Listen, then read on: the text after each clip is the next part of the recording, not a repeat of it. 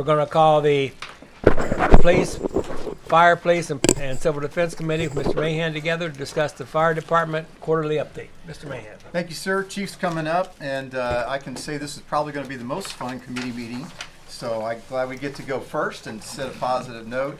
And before Chief gets started, I don't know if you're going to mention this, but I just want to congratulate you, Chief. I see in the summary of the study that during the course of this study, the assessment team observed a highly functional fire and EMS organization.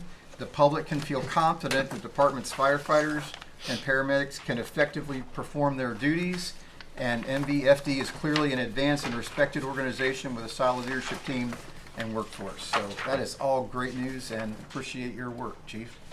Thank you, and good evening, Mayor. Good evening, Council. Let's go through our quarter report. I'll go through it best as we can here to get to some questions at the end over the organizational assessment. Yep.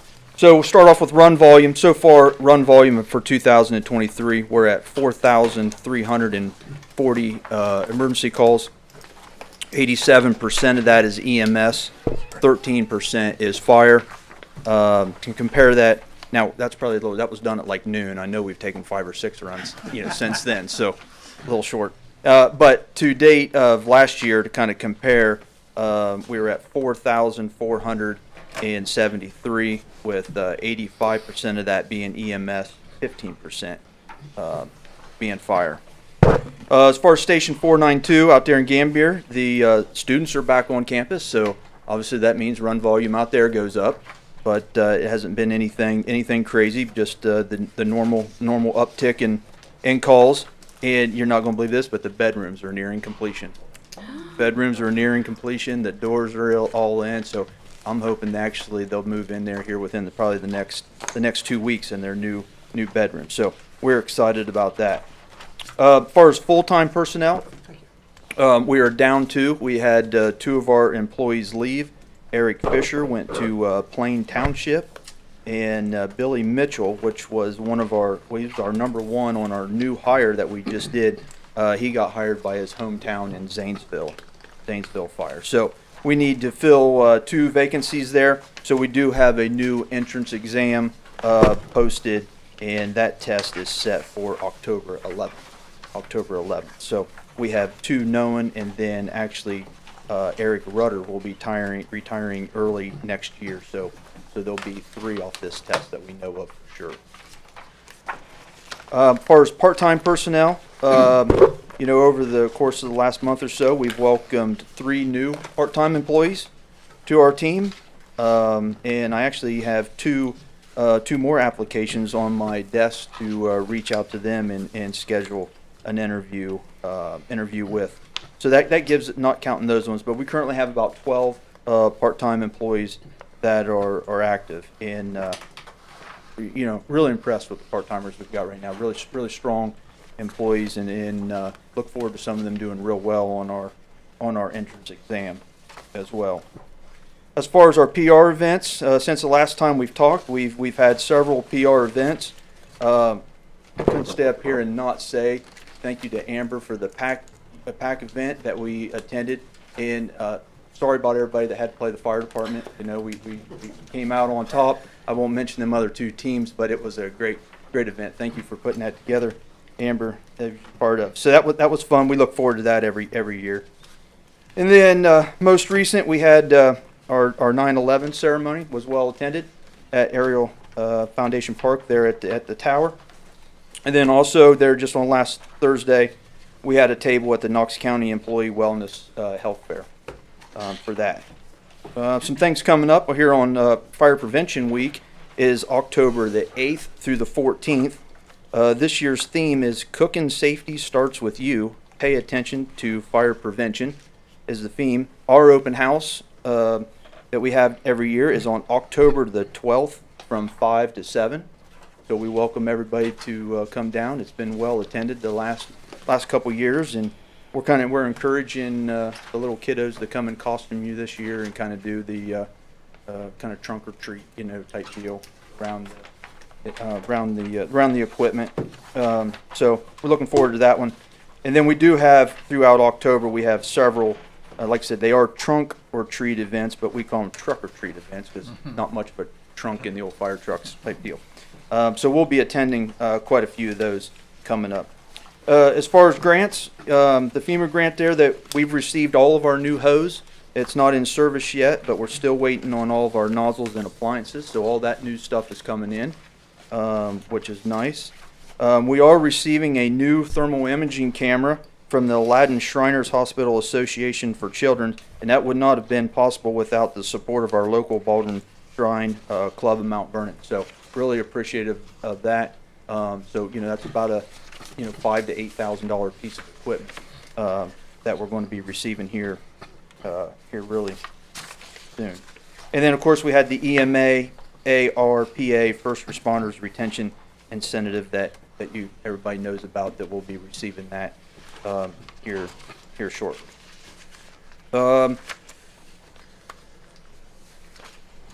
It's funny I put hose testing instead of hydrant testing. Hydrant testing, I was thinking as well. Hydrant testing will be completed with that here in the end of this month. So the northern half of the city will be completed. We apologize for any of the inconveniences that this may have caused. However, this is an important task that needs to be completed every year. And I especially want to thank, and Aaron is here, I believe, to his group. This is the best year ever we've had water department guys with us. So thank you, Aaron, for the guys. That's been outstanding having their help every day out there with us. So thank you. But it's went well. I think we've only had a couple breaks, so it's kind of par for the course. Was one in your area, Yeah. sir? Sorry about that. I heard about it. But yeah, I'm sure he did. I'm sure he did. And as I hear about a lot of them too, call-ins type deal. But it is important. So we're almost completed. So we're almost to the finish line there. As far as training, we just hosted Saturday. We hosted a hazmat IQ course down at the fire station. It was opened up to anybody within the county and the surrounding counties. Hazmat IQ, obviously, it's the way we identify hazardous material, whether we can go in and rescue somebody or not. Miami-Dade Fire Department personnel come up for that. It was brought in through EMA, so we hosted that at our training room there on Saturday. Went really well as far as I'm hearing there. And then some of our personnel attended a TCC, which stands for Tactical Combat Casualty Care training that was hosted by Fredericktown EMS. So a lot of our personnel attended that. And then Lindsay and myself are nearing completion of the Leadership Knox class of 2023 next month. So that's been about a 9-month class or whatever. It's every third Thursday of the month, and that's been great to attend.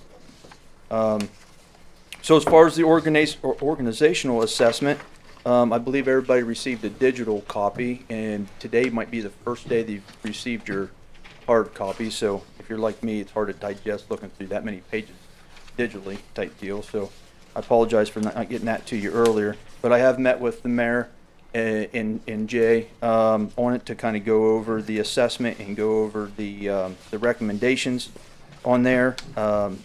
This was about a year and a half in the making. Had to talk through about 3 different fire chiefs through the process. So within that year and a half, a lot of those things in the recommendations, definitely not going to stand up here and read them all to you, are already in place or are happening, or we know how to implement them. So that's a good thing. But without going through all of them, I will tell you, going through them, the recommendations with top priorities in my mind, in no special order, but or rank structure, but is 5, 6, 7, 8, 10, and 21. All of them are obviously recommendations. We're going to look and put them in place, but those are the ones that are going to reach the attention, right away. So more than happy. I know when you're looking through that, I mean, you might not have that many questions, or the questions not enough time in the 10 minutes that we have left. So if you do have a lot of questions or you want to sit down with me, please give me a call. We can come down to the fire station, or send me an email, and we can definitely go over it in great detail if you wish. But at this time, I'm open up to any questions, or if you have any questions with the assessment or anything else, I'll answer them as I can. The recommendations, that they're giving. You said you completed several of those already. Any major ones that we need to be aware of that need to be yet to be completed? No, no. If I go through them there, some of the ones like for the policies and procedures, we've just developed a group, or actually it's been about the last month and a half, we've been going through all of our policies and procedures and SOGs. They're getting ready to be completed. Matter of fact, I think that they're on the Power DMS for my approval, but that was one of the, a couple in here, so that's already in the process or being completed. Chief Mike, I think we need to, when you and I talk, we look at number 6 as something that probably will be urgent this year because of the number of people we've been adding to that department. Yeah, so number 6 would be, especially when we're talking it's budget time, would be to reestablishing the assistant fire chief's position. Obviously, we're getting busier than anything down there. We haven't had, we've always had an assistant fire chief, except for the last 10 years when I became fire chief. But of course, I understand the economy we went through and everything else. But busier that we're getting, it's time that position needs to be established. A lot of these things when you look through there, they're not talking about too much that personnel. They're talking about a lot of stuff. How can we just make our organization a little bit better within our organization already, without trying to add additional resources? You'll read through this, and it won't really tell you that we need more personnel or anything like other than the assistant fire chief on shift or anything like that. It's just how can we make it a little bit better with the process or the positions that we currently have. But yeah, that's number 1. I mean, if we want to function our fire department better and get it to the next level, that position, it's time that position is established. So Chief, just to make sure I understand, that position exists, it's on your table of organization, it just hasn't been funded for the last several years? Yep, it's been Okay. inactive. I pulled up the job description of it today, and it was moved to inactive in 2012. Okay, thank you. So you said that you were down 2 and that you have a new exam opening up. Is this a place where maybe you would move some part-time individuals up to full-time, or is this for part-time positions? Nope, it's the civil service test, so everybody has to test. So the part-timers, they get, if they've been with us for a year and are in good standing, they get additional points on the test. If they get within the top 10, they'll be interviewed just like everybody else in the top 10. And we'll see how it falls. But it is a great opportunity for the ones that are in our part-time program to move into full-time if everything aligns. Okay, thank you. Yep. I assume the assistant chief would not be in the collective bargaining group. That's correct.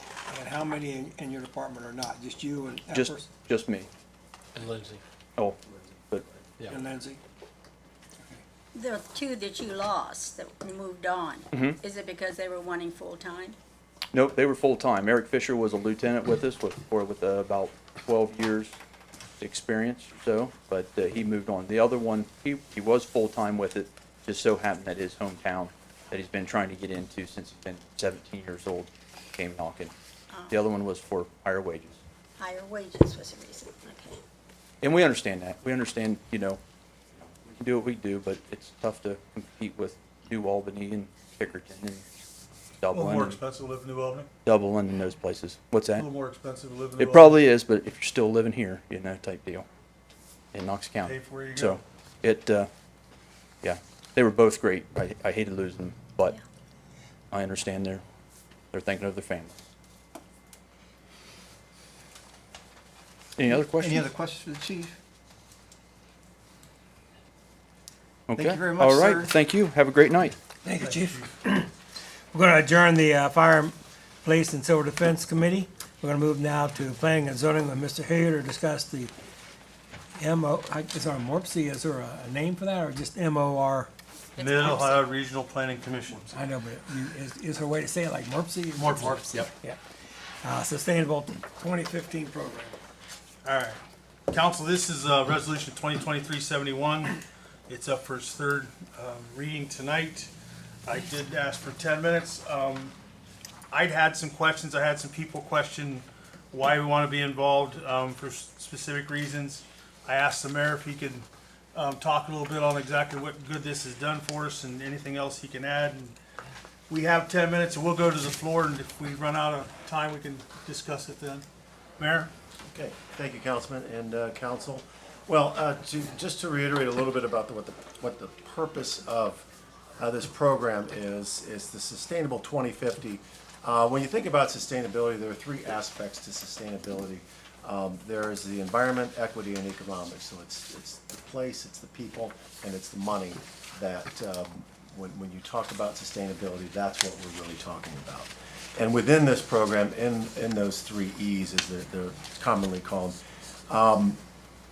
the Sustainable 2050 program is looking at improving the air quality and reducing climate change impacts, again, to protect the public health and the environment. Obviously, protecting and preserving natural resources to support a healthy and resilient region.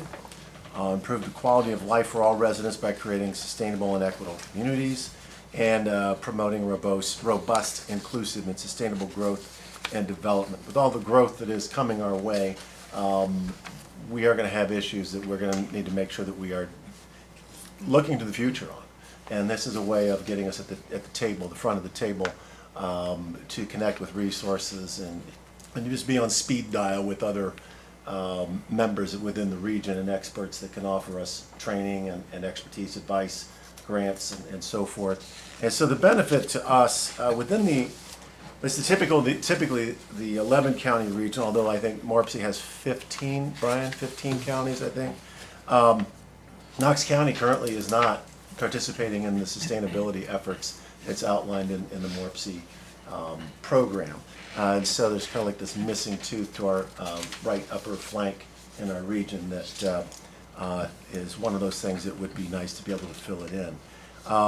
Let's see, the sustainable efforts in air quality, water quality, conservation, and protection of the environment. They're just some of the few measurements that we will need to monitor as like I said, as all this development happens. We're going to need to take that 30,000-foot view to see what is our stormwater issues going to be, and we know that the EPA is bringing in. They're putting in a lot of money. I think 6 figures or 7 figures in a study of the watershed systems in our region. So that's the Scioto River, also the Licking River, and then I know they wanted to take a look at the Walhonding. Of course, the Kokosing is a tributary to the Walhonding, and so I know that studying water quality is going to be one of the major issues, particularly as we look at all the development that's happening in the area. Let's see, air quality for that matter as well. It gives us, I mentioned it gives us a front row seat in conversations with other experts and other communities that are doing some pretty cool things. For example, just learned of a community in Morpsey that has developed an urban forestry master plan.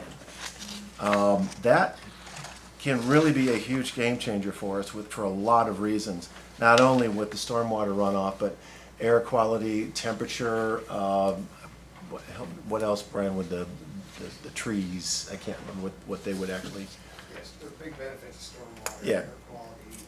And then it's also, they can play a major role in our MS4 program, which is incredibly important and is a requirement by the EPA.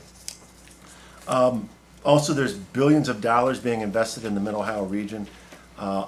You may have heard in microprocessing and EV charging and so forth. Other technology, I think pharmaceuticals as well. And so the collaboration and cooperation among these councils of governments and these other agencies that are looking to sustain that will be really important for all of your children and grandchildren. Mount Vernon is really interested in also finding out ways to reuse our lime.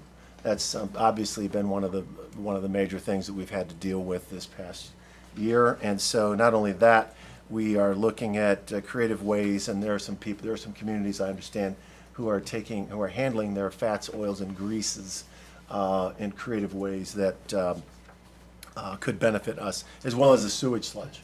So it's not necessarily just planning and zoning as much as it is for utilities. Roads is another thing. I'm just queuing it up for you here, Val. We have, but before we get into that, the active transportation, there are some communities that are looking at also recapturing water and to be able to reuse that, so it would reduce the amount of water per capita that could help stretch and again, provide that sustainability as our region grows. And then I mentioned active transportation, roads, the safety and comfort and connectivity of the trails and the development of the trail towns that is coming, that's being developed and marketed. We have, don't quote me on the number, but I think it's like 230 linear miles of bike paths in the 15-county region, and by 2030, there's a plan for 500 more. So it's that active transportation, connectivity will enable us to be able to get from point A to point B if we don't have a car. Todd and I look out at about 3 or 4 days a week. We look out over at the Grand and their tour company that is parked out there, and they're bringing people in almost every day. So I'm just curious what the lodging tax is doing because of all of that. But lodging tax is doing very well. So anyway, we have, so I know, Councilman, you'd asked me what has Morpsey done for us is one of the other particular questions that you have. It does offer us a great deal of leveraging of funds for grants. For example, the track grant, that's a major cities grant. That's not a small cities grant. The track grant is a major cities grant. When we have, as part of our regional transportation plan, and we have Morpsey also lobbying on our behalf for that, that's a major feather in our cap. I mentioned the lobbying. Another thing that we did recently with Morpsey that spearheaded is the transportation budget that came out in the recent budget through the state. Our region, our entire region, rural region, was supposed to get $5 million over 2 years, and we actually worked with them, provided some testimony, and beefed that up to $10 million over 2 years. So again, that's because we have a regional transportation plan, and it leverages these dollars that we can go after through the Fed and other state agencies. Resources and advice from others in the region. I talked about the watershed study that the EPA is going to be requiring. They also are throwing, like I said, they're throwing in some money to do this, to make this happen. And so really, again, I think one of the things about this anymore is we have to start thinking of ourselves, if we're not already, as part of the region. We're not an island anymore.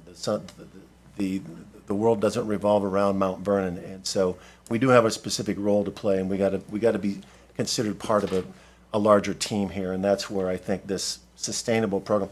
It's not about us. It's about your kids and your grandkids. That's why I think we should at least be looking into this and being a part of this. And it costs us nothing. Comments? I have just a comment. I think that the city has done a good job on bringing in sustainable measures. I know that with future plans that we have for the courthouse and the police station, we're really thinking outside the box. The chief has done a good job on that. Brian consistently does a good job on that, like with our water recycling system that he brought up for the splash pad. And I really appreciate those in our city who are already doing that work. And while you talked a lot about what Big Morpsey has done for us, I didn't hear a lot about what the Sustainable 2050 program would do specifically. And I am concerned about certain oversteps that I've seen in Central Ohio. One of the things that Morpsey shared recently was that Bexley considered banning vehicles idling, citing health and environmental concerns. And while I am an adamant supporter of ways to be sustainable within our community, I struggle with the thought that this will bring in unwanted or maybe even unnecessary oversight in improvements that we're already working towards. Well, I can respond to that. Bexley is pretty aggressive.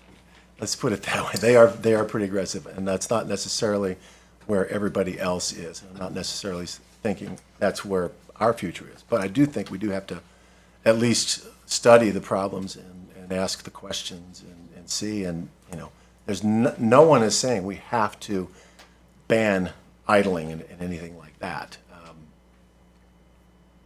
I talked to the mayor of Bexley, Ben Kessler, last week about what they're doing, and I said, you're scaring some people, but hey, it's working for you. But they are doing some nice work on sustainability measures, and it's working for that community. But the Bexley model, I don't see that as the Mount Vernon model. Council, we have reached the time, and we have a busy agenda, so it will be on the floor, and we can continue this conversation then. Thank you. Thank you. We're adjourned planning and zoning. Gonna move down to utilities with Mr. Ruckman to discuss the Clinton Fairground Water Project. Yes, thank you, sir. I'm going to have Mr. Ball come up, and he is going to go over in great detail the Clinton Vale and Fairgrounds Road Water Project. Great. Okay, so since Rick's not here to use the computer, I'm going to pass around a map so everybody can see firsthand where we are. So Fairgrounds Road, Clinton Road. I'll look at Mel. He probably has the most understanding of this project. So we haven't broken any of the water lines yet this year in the fire hydrant testing, but if we do, if you live in longitude and latitude, we will drain out your water heater the moment that water line breaks. Also, in the fire department studies, the fire hydrants north of Fairgrounds Road do not meet the standards. So you probably have a little higher homeowners insurance than the rest of us who have fire hydrants that meet the standards. We've done extensive computer modeling. This was in the 2003 master plan to go ahead and fix this. We haven't got around to it yet, but now we plan to. This project is being brought to the forefront because the county has prioritized this project. So as you probably realize, Fairgrounds Road, there is basically one house that is in the city. Clinton Road, most of the houses are in the city. So what we're looking at is running water from the east gate of the fairgrounds to Mansfield Avenue, and then extending sewer from the horse race barn up the hill, then going back to the sewage lift station, which is at Upper Fredericktown Road, and bringing sewer back the other way, replacing existing sewer that the EPA has mandated be replaced. So combination, we feel the other thing that's going to happen, the county wants to pave the road. So the county engineer's office is a partner in this project. We're estimating we would be about 2.7 to 2.9 million for the project. Bids come in all over the place. The last project we bid, there was an $800,000 spread from low bid to high bid. So we're hoping to have some competition. So it's competition, as I believe in going out to bid, hopefully gets us really good pricing. So this would be a large breakdown of funding. So the county has committed, and Mr. Scott has on deposit, $750,000 named for this project that we hold. We would be, what we're asking for tonight is an application for a joint OPWC where we would ask for a $700,000 grant and up to about a $600,000 loan. Then the folks in this area are on a city-county water contract. So if you live on Fairgrounds Road, your water and sewer bills are 15% more than those of us in this room. That money is collected by the billing office. Mr. Scott holds that and remits that to the county, where they hold it until we call for it. So we have a water and a wastewater account. Together, those would be at about $105,000 that we could apply toward this project. And again, that's based on today. This project would not go out to bid till next spring, probably wouldn't be built till next fall. We would be collecting that money along the way.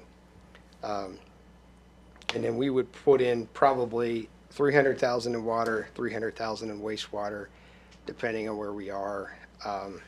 It's a long way from bid time, so prices could change. If you go to Lowe's, you're seeing the price of lumber drop a little bit. Waterline production's catching back up. It's hard to tell where the labor market will be, so that's why we have a range on this project. If we you know, we get there, we can actually, some of the sanitary work, we can make it shorter. It's not ideal, but if we had to stay within a budget next year, we can scale back some of the sanitary work. The water work can't be scaled back because we need to make that connection to stabilize the water system in the area. Questions? So Just gonna Brian, fix the problem we had down there at the very end where Clinton Road hits Upper Fredericktown Road. Wasn't there an issue there with sewer and Yeah, water? we have an EPA directive to reduce the amount of rainwater and groundwater that goes into that pump station. That project is a 5-phase project. This would be phase 4 of 5. While we have you here, I'm getting phone calls about Knox Alert sent out a message about the water breakage and with the Knox County water system. We need to make sure people understand there's a difference between Knox County water and Mount Vernon water. People assume when they didn't say in the message, they're just saying Knox County water, and people are assuming that's Mount Vernon water. Right, it's not. And it's not, and somehow we need to make that very clear to people. I'm getting calls on that. And it was pretty unclear. It's saying there's mud in the water, don't use laundry, but it's water's okay to use. I mean, you can drink it or not. You know, I don't know what that means. Yeah, that seems a little odd. So yeah, I heard quite a bit about, I got several calls also. Yeah, make sure people understand that is not Mount Vernon water. Yeah, we can talk to the county to help them maybe clarify their message. You know, Thank you. ours, the way, I'll look at Aaron, the way we have done it is we try to target those messages by neighborhood. So we're not telling the whole planet. Like if we had to shut off the mayor's water last week, like we were trying really hard not to that one night, we would have sent the message, you know, you can sign up by your neighborhood. And so if we send those alerts out, we can send it, like you should sign up for like your work and for your home. That way, if there's one at either, you would get that. They can be sent out by neighborhood. Some of those alerts have gotten in trouble because they're starting to become considered spam. We used to send out our road closures through that, but the county EMA said that people are classifying it as spam. So if you want to sign up for road closures, you have to voluntarily sign up. We don't just blast them out to everybody's cell phone all day long. So it should be done by neighborhood. And then if the water breaks in Apple Valley, it should only be sent to people who are signed up for it in Apple Valley. That's sort of a best practice. They may have changed how they do it. Again, I haven't been involved in that stuff since Joel Daniels was Safety Service Director. so Brian, it sounds like, oh, that's very loud. It sounds like, again, we've got the pots of Mount Vernon resident water and storm water and sewer water and then the Clintonville pot of money. It sounds like for this project that the Mount Vernon pot of money will be used on this project? That Right, there's and only- again, a good portion of this for Clinton Road is inside city limits.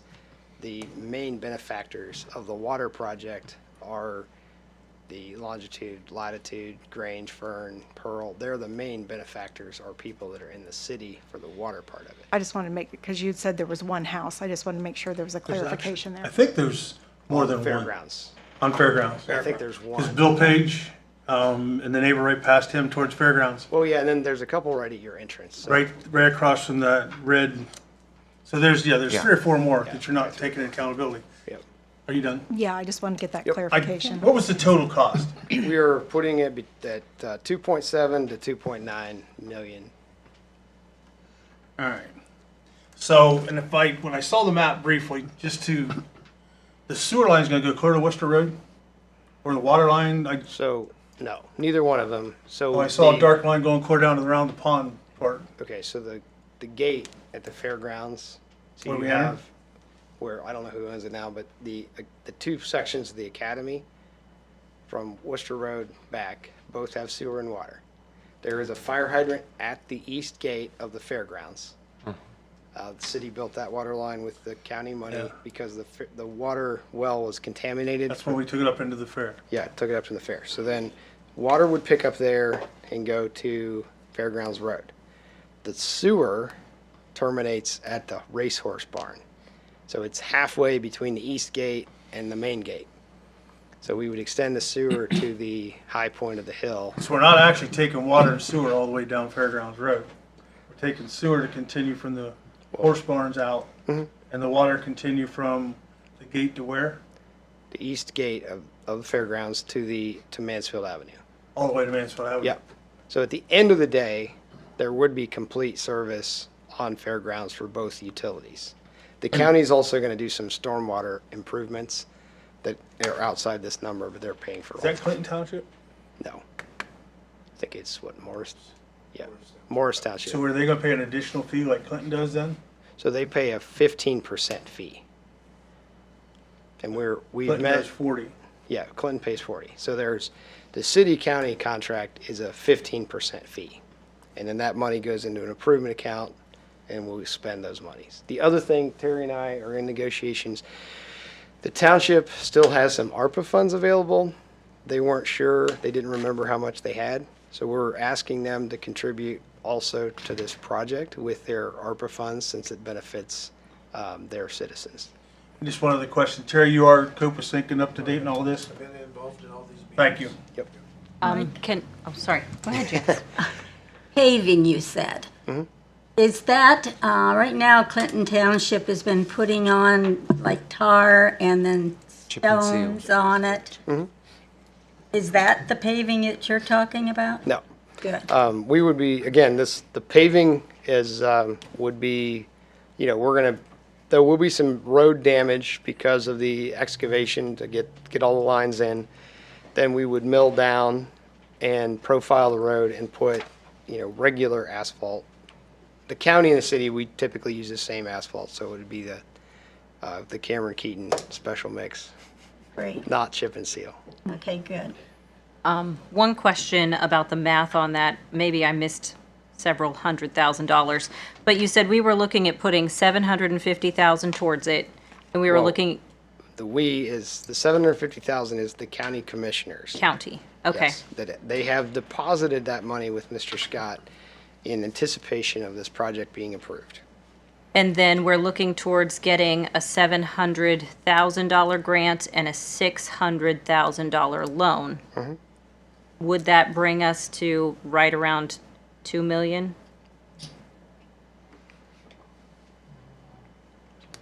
So where's that gap coming from? Well, because it's a range, so it's 2.7 to 2.9. So our contributions, so we know that the county, the money they have on deposit every month, we collect more of that 15%. So then our contribution would go down. So depending on where the bids come in, the goal would be to put the minimal amount of cash. We take out a loan, and then we would pay it back with the county's improvement money to minimize the effort on the inside ratepayers. And we also possibly have township ARPA money coming Right, and that's on a top. variable too. Okay. So I tried to paint you, if those numbers, a worst case scenario, but we know we're gonna have probably 7 to 12 months of additional collections for that improvement account. The proposed start date? We could not start before July 1st, 2024. And we would have 2 years to complete it after that date. Because this OPWC locks us into their, And when you're running the water up Mansfield Avenue? haven't decided yet. We probably would do that we might try to do that early in 24. We would make sure they're not at the same time. In your bike path? That's scheduled for 25. Thank you. Yep. So just to clarify, the Mansfield water line, which greatly benefits me, correct? Yes. That would be in conjunction with this project, you Well, think? we're trying to figure, it actually makes more sense to build the Fairgrounds Road water line first, because if we're digging, so we thought about doing Mansfield first, but then if we're digging next to the line, the likelihood of it breaking is really high. Yeah. And there's nowhere else to put the line other than near the existing line. So it may make sense to build this first, and then we could decommission that line, and then everyone in your neighborhood would be on a brand new line, and then we could build that and run temporary water to like 6 or 8 houses versus the whole end of town. Yeah, that makes sense. So that's kind of why we're pushing this one a little bit ahead, but we do have to be cognizant of ODOT deadlines. I believe we're at the end of our time. Great. Thank you. We're going to adjourn the Utilities Committee. We're going to move now to streets and public buildings with Mr. Severance to discuss the courthouse and police station designs. Yes, Mr. Ball is back up here You with us. want to start with police? You want to start with court? Court. Okay, let's start with court. Okay, we're going to grab some, again, we're going to be high tech here. I would've- Throw off some boards. We're just-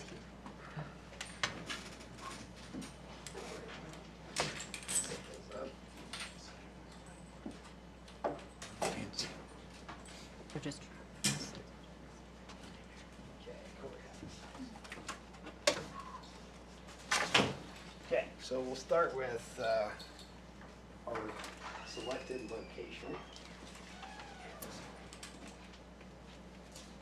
We're looking at moving due south of the existing building.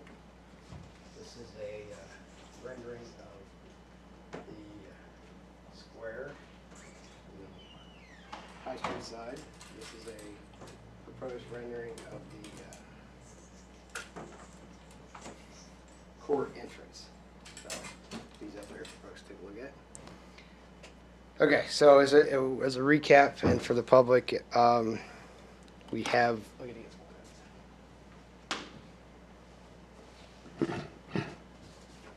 We have acquired a. Put out, take pictures. Yeah. Oh, like I said, we didn't have all this digitally. So we have acquired property south of our existing courthouse to complete the block where the water and tax office is. So you see that in the far left, the area.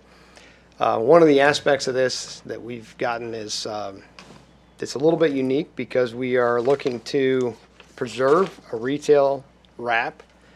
The judge has got preliminary approval from the Supreme Court to allow the retail to be embedded. It will have a bomb-proof protection between the retail and the courthouse. Kind of see that. It is bigger, so we are planning for growth.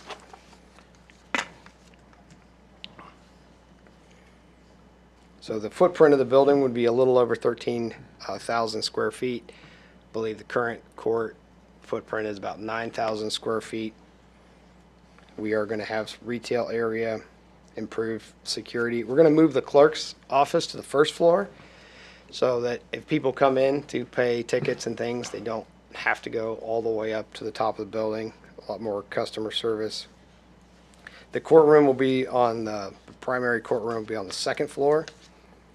And again, slightly larger space than they have now. We're going to give an entire floor to probation. So one of the things that I think Mount Vernon should pride itself on is the idea that we're helping people do rehab. Hopefully many of you have had a chance to visit our probation department. We're going to create significant classroom space in the probation and really work on helping people versus basically putting them in jail and having them learn new tricks. Then the top floor, fourth floor, would be law director space and then an auxiliary courtroom to where if we, as the town grows, that wouldn't necessarily be completely outfitted at this point. But as we're looking, the thing I think the judge will want us to mention is, municipal court is really for the whole county. So Rob and the judge are working with people throughout the county that are non-felony related. So we know we're going to see expansion around Centerburg. We can debate about how many more folks are going to live in Mount Vernon, but we know there's going to be more folks in the county. It's also important to think about, we don't want to overly throw the current building under the bus, but we've in a lot of ways gotten by with a really poor building. Last time I checked, I can look at Terry, we were paying $12,000 a month in electric. It's probably gone up since then. Yeah, I think we're at $14,000 a month. So, everybody can make fun of sustainability, but we have a building that has R11 insulation in it, and it's not even completely insulated. Like, the judge almost has to break the ice in the toilet in the wintertime. So Ideally, the new building would probably be closer to like R20 or a little more. Maybe we get one of these magic grants where we could pay for more insulation, and then we wouldn't be paying $15,000 a month electric on a building. So the idea is this: when we shut off that existing building, we're going to be making payments toward this building because we're not going to be wasting as much energy. Will the new building be gas? The new building will have gas and electric, and then city water and sewer. So. The heating will be, Probably be gas. But so the thing about the building is it's sitting on a parking garage with a less than an inch of spray insulation on it. So I mean you're losing heat. We went out with the chief, one of the thermal cameras. I mean you're losing heat out of every nook and cranny of that building. So The stairwells are not insulated at all, which is why the judge's bathroom, which is actually in one of the stairwells, freezes in the winter. yeah, and at some point, you know, the catastrophic failure of the building is going to be the heating and cooling system. It's way past its life. So, yeah, this is a rollout. I guess part of the guidance we're not asking you to vote on this tonight. One of the conversations I had with Mel is, do we want to have a public meeting, perhaps like at the station break, to, you know, bring these out to the light of day and discuss this? Do you want to do that before the next meeting for the vote? How do we want to proceed on getting this out to everybody? Thoughts, council? We probably don't have enough time before the next meeting, do you? 2 weeks? For a public meeting? Yeah. We just need 24 hours for that. I personally think I have the a public couple needs to questions, see it. including that. When we originally talked about doing this, we had some people, Mrs. Williams, I can't think of her first name, Vicky Fitzgerald. Phyllis. And we were gonna involve them in this, did we? We extended the invitation for them to take a tour and we confirmed the we date. talked and about- I thought they were gonna they be did not- part there was of- no call, no show. I thought they were gonna be part of this, actual, Yeah, so the mayor we did have a meeting in council chambers with them. We went through a lot of the aspects of what they were concerned about. Recently, the mayor did invite them to tour the existing building. So a lot of what you're seeing in these renderings are their ask that this square facing side is quite a bit of a replica of the existing building. The window bump outs. You know, we've made some recent tweaks based on Mel and Mr. Scott's comments that the painted green is probably going to be a difficult maintenance aspect. So we're going to have green accents, but try to be more brick. But yeah, we're at the point. So what I think maybe is where we are in time. This is the end of the planning and where we want to begin the engineering. So this is the part where we really want to get those folks in and discuss the nitty-gritty details of the fascia. So Mr. Scott said, hey, this looks a little bit too much like the old building. Perhaps maybe it should look a little bit, the brick color specifically, a little bit more like City Hall, or maybe a little bit more like the Grand Hotel. So this is the part where we would want that input. We don't need that per se before we start design, because when you pass the action of entering the design phase, we're going to have to advertise and review resumes. So that's going to be like a 4-month process. But so we do want to get this out to the public. We have the opportunity to have a public meeting perhaps in the next 2 weeks, and then a more detailed public meeting as we're scoping the design. So we do not expect to spend money on design until January or so. Again, we'll have to advertise, get the designers, select them, and then we would be budgeting for this design work. So we would have from now until January 1st to really meet with people. You know, they may have had a schedule conflict, we don't know. So they're not being excluded at all. We will have a period of time to sit down and really vet this and get public comments before we, like you always say, Mike, we've locked it in, we've already decided. We want to do the public input before we spend a bunch of money on design. So this is the perfect time for that. I agree to that. I have another question. The one on the left, that'd be going up High Street, correct? The one closest to you? Yes, Going so up- you're- That's Gay Gay Street. Street. K Street. this is. No, this Says the part High there. Street. Yes, entrance exactly. view. So this will be the entrance. So then the one on the right, that's the square in High Street. Right. Yep. I like the initial one on the right. I just looked how we switched to modern after that. It was a little weird. Yeah, so, you know, if you've been in the judge's office, he did request bigger windows. So yeah, as you step around it, you kind of travel through time, and so you're slightly more modern as you get to the Gay Street side. The other request of the judge is that if you're at the county court, you should be able to see the door to the city court and vice versa. So that's where we have that connection where you can see. So the inmates need to know where the other court is, or what? Well, no, our jurors inevitably go to the wrong. Every time there's a call for jurors, one or two of them go to the wrong courthouse. So I think it's very important too. We let the public know that this is not the courthouse on High Street. it will still have a Gay Street address. So we're going to stick with we'll probably call it 3 North Gay. So we'll stick with the Gay Street address. So there's not a lot of rebranding. And this will be it's the one we have now. We have people coming into City Hall at least once a week needing to see the police or needing to pay a fine. Our station is hard to get into. The steps are breaking off. I mean, it's a lot. So I do think we need public input. Yep. Thank you. Okay. I better Yeah, move 5 on to the minutes place left. so we can get Yeah. All right. this committee thing done.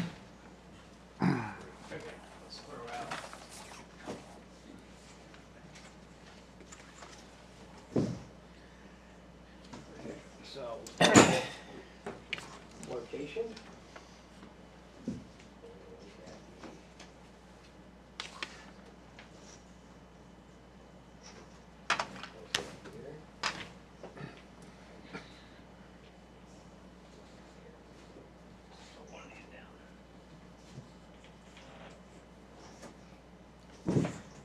Brian, when do you think we'll have this meeting? Janice and I are gonna be on the radio Thursday. Can we announce it? Will we know by Thursday so we can let people know, or we won't, we know by then? I think we can, the mayor and we can get together probably tomorrow and pick a day and get that.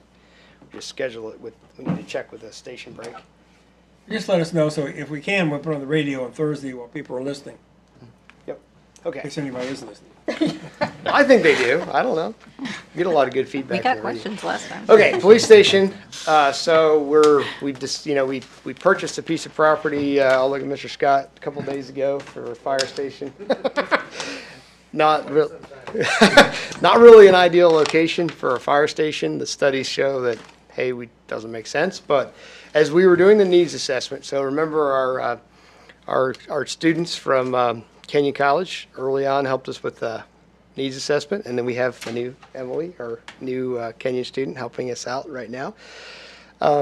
So we looked at the needs assessment for the slight expansion of this. This site actually works really well. It, as the chief would say, he makes house visits. He doesn't need to be downtown because his staff is in their cars, rolling around, keeping an eye on things. How many people on shift now? 4 minimum on shift, so they're out and about. So location as far as downtown is not as important. We didn't want to put him behind a set of railroad tracks or somewhere that's hard to get in and out of. So that's where we've looked at this site. The goal is that we've directed our planning staff is a single floor. So we would not have an elevator, so everything would be on one floor. In the basic part of the building, it's roughly double the space they have now. Then there are some added features. So this is again the chief's idea. We've included a shooting range that would be potentially funded by FEMA because it comes into becomes an area for a community shelter. So buildings like this, it's now mandatory to have shelter space. So you're basically fully enclosed concrete room, and we would have the air handling system, everything that would be required for a shooting range also would create this community shelter. So we have different COVID spacing, but in a tornado situation, this would give us up to about 1,000 person shelter for the neighborhood. It really doesn't have that type of support now. So pretty creative, something that easily can be paid for. This will obviously have a sally port and a improved innovative evidence storage area that, we've struggled with that quite a bit. I don't know. I feel like when I go over there, the whole place smells like marijuana sometimes because the air system does not separate the evidence room from the rest of the building. There's also some evidence has pretty poor odors to it. So we have a contained area for evidence that has its own little air system and keeps that separate from folks. So it's bigger, but we are expecting growth in the town, and if we don't build it big enough, we're going to be like other communities that are trying to rehab something they just paid for. So the other thing to note, I had a meeting with the USDA Rural Development. We typically do not interact with them because most of what we do has been utilities for a lot of years.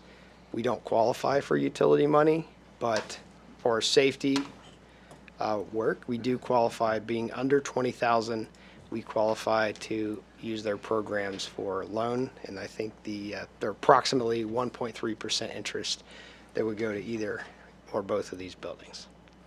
As you remember, Mr. Scott is running a savings account for the courthouse. We haven't really done a savings account for the police station, but we do have these 40-year low interest options with our USDA partners. And I did check with them like last Tuesday. We fully qualify. Like everything else, there's a lot of paperwork, and then, we can make as much fun about sustainability as you want, but, if we put a little bit of extra insulation in this, it's going to pay for itself faster. So I look at the mayor, hey, if MORPC can get us a couple $1 million for insulation, well, then that's utility bills that Mr. Scott doesn't have to pay. So, questions? We're out of time, basically. I thought we Any weren't allowed to have questions, shooting huh? ranges in Mount Vernon. I thought we had an ordinance against it. I don't know. I believe we do.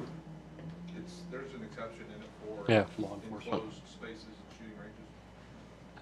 I'll make sure.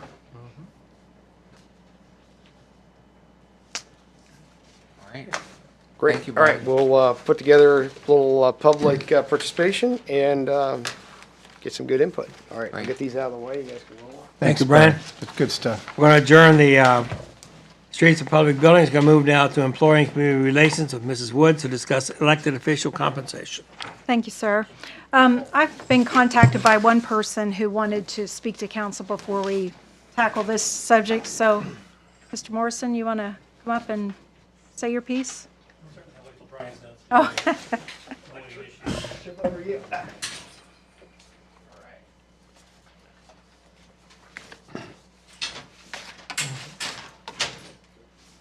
Good evening. Your name and address. Yes, sir. Joshua. Joshua Morrison, 101 North Rogers Street here in Mount Vernon. Most of you know I'm been around for a while, and I'm probably going to be the most unpopular man by the end of this evening. So I'm going to get this out of the way. Ordinance 2337 up for its second reading tonight increases your salaries. I'm all for that on normal circumstances. We live in unnormal circumstances now. Normally I would support this. I understand the challenges you guys face. Long hours, minimal pay, minimal recognition, and the tremendous amount of public service. I understand it. So I'm not taking this situation lightly in any way. I have some questions and concerns. The salary increases, how are they determined? Were they just piecemeal picked and chose from another city of our size? Was there any kind of calculation, like the living wage calculator on the MIT website that would show you the different variations of pay? Was there any consumer price index formulations? Tie it to the actual economy. I have noticed that there's no opt-out period. Some cities allow you to opt out of a pay increase. I think that would be a fantastic idea. Because right now, a lot of us are facing hardships like you can't imagine. Food insecurity is at an all-time high. Housing, I don't think I have to beat that bush any more than you all have heard it. And employment. It's tough getting jobs out there. It truly is. Folks are trying. I know someone's been trying for 9 months to find a job, and it's been impossible for them. So at the time, I think that granting a pay raise to elected officials is a bad idea. It's out of touch with the reality that we are in. But I recognize that you as government employees and civil servants are facing the same things that we are facing out here. Personally, I think that decisions regarding compensation of elected officials should be removed from self-interest and placed under scrutiny of outside or other bodies. Much like your Shade Tree Commission, you should have a wage increase commission, something of that sort. It would establish a little bit more fair and transparent process. It would eliminate any kinds of concerns of conflict of interest. By eliminating those and relinquishing power on this vote to another committee, you would set an example for other communities. I think a lot of the times we're chasing other communities when we could be setting the example ourselves. I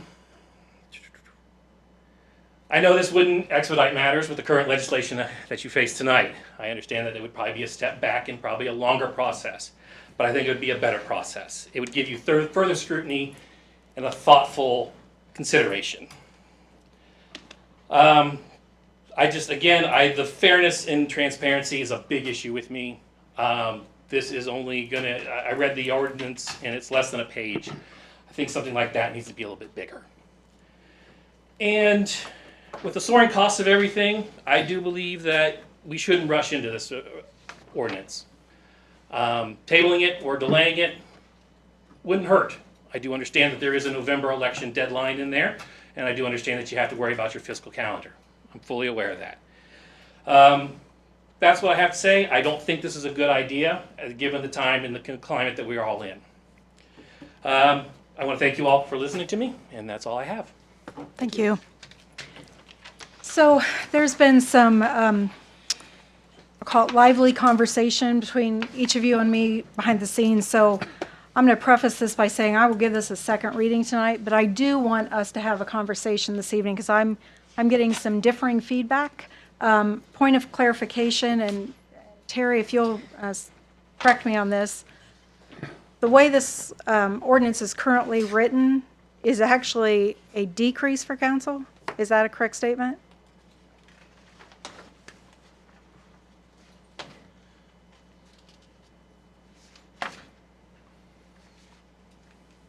Okay, thank you. So again, if you guys just want to, I don't know who wants to start. We've had individual conversations myself, but I just think we need to have an honest conversation here. I'll say at a 10,000 foot level, I've had lots of feedback about everybody else in the city got 3%. That's what we should be putting forward for everybody. There's the issue of council maintaining its year's service with OPERS. So we've had that conversation individually. So does anybody want to start? Mr. Hillier? I can give you another set of numbers other than what we're looking at. I don't think council would want the decrease in pay. I don't know how that came about. I did ask Mr. Scott, and the reason I asked to go first, I asked Mr. Scott at the last meeting if he could give the 3% increases for everybody, those numbers, and also the what council would actually have to. We pay into PRS, Public Employees Retirement, and if I'm correct, Terry, you have 1.75% increase for city council, and that would keep us in PRS. It's very little, but I mean the PRS retirement, but it is something, and 1.75% increase would keep us in that. If we give everybody else a 3% increase like we give our bargaining units, that we bargained with for months to give them 3%, those numbers are significantly different than what's on the legislation tonight. I didn't make copies of this yet. Council, I can supply them to you for the next meeting and email you, but this is what Terry had. Okay. Mr. Brown, did you put this together, the legislation with the new numbers? The numbers were from a meeting that I had with Mr. Scott and the mayor and Mr. Steller, yes. And, no, you weren't at the one where we came up when Terry. And then Terry and me and Bruce and then, Tammy were and at. so those were the numbers that we came up with. So yeah. So the decrease for city council, was that an error? Yes. What should that number be? We are currently with at the 9218. We are currently at 9218. Okay. If you did the 1.75%, it'd be 93.79, just to keep it PRS. And then I did some percentages, and I don't know if I did it correctly, but it was on, I Googled it. The mayor's at 13.5%, the auditor at 7%, and the law director at 5%, and then the law director also gets, what, 12,000 from the county? Well, yeah, about that. Is that about, does anybody else get around those percentages of increases? So, like I said, I can supply this before the next meeting, what Terry actually had for increases. Thank you. Question about, that's new information to me, but 12,000 from the county that I work at one place, I get a wage, I work at another place, I get a wage. That's a separate job entirely? No, the county is required to pay part of my wages by statute. Oh, okay. For the work that we do prosecuting crimes outside of Mount Vernon. Okay, That has not changed in more than 25 years. understood. Thank you. That was, I didn't understand how that worked. I appreciate that. So, Mr. Scott, am I understanding this right, that in order for council to stay in the salary amount that it has to be at for OPERS, we have to have an increase? You would have to, in order to stay within your jurisdictional time, of which you would have a 1-year service credit, And what's the minimal increase to get to that point? 1.75. That is that, okay. They started doing that last year, didn't PRS start raising last year or the year before? About 4. And it's going to continue through 2029. This is my 12th year on council, and we did not take any raises. We voted every time except the last because we were not making enough money to get any retirement. And you want to get more young people to get on council and to attract the younger people to come on, you've got to have some benefits for them there. Because when we've been going out and trying to get people to run, we were running into that problem. And so we were trying to find a way to make people want to run. Because it does take a lot of time, and it does take away from their families. And so we're trying to find a way to get people to want to do this, because not everybody wants to give up their time with no monetary. Not everybody's wanting to do that. And so, that's why you're attracting the older people that, will do it. But the younger ones, they need that retirement and for that. So that's why we think that we should get enough there that the people will at least get some retirement that they could build toward. And so that's why we were going that. We weren't trying to get rich. And if you look at that, and yes, we looked at when we did the other retirement the last time, we took the lowest amount, just like this, just to try to get enough so that we can get somebody to want to run. All of us here, nobody's being opposed. And so, it's not like people are beating down the door wanting to get these jobs. And this is an important job. At least I think it is. I think we've got to have somebody that's dedicated and wants to do this. And not that it makes so much money or they're going to get so many benefits that they'll be running for this just to get the money, because that's not what you're wanting either. You want somebody that wants to help the citizens and put in the time. But also you want them to have something that they feel that they're going to get. But I understand what you're saying. That's why every time we didn't even discuss it, we all said the economy and everything, no, we're not going to take a raise. And that's what we did every time. So I know what you're saying, and I agree, but we've got to get something to get people to run around, because you're not going to have anybody. What, do we have the current rate? Do we have our current pays? Can you give us those, Terry, quickly? I see 9218. What are the other 3 positions? trying to find that information. I couldn't.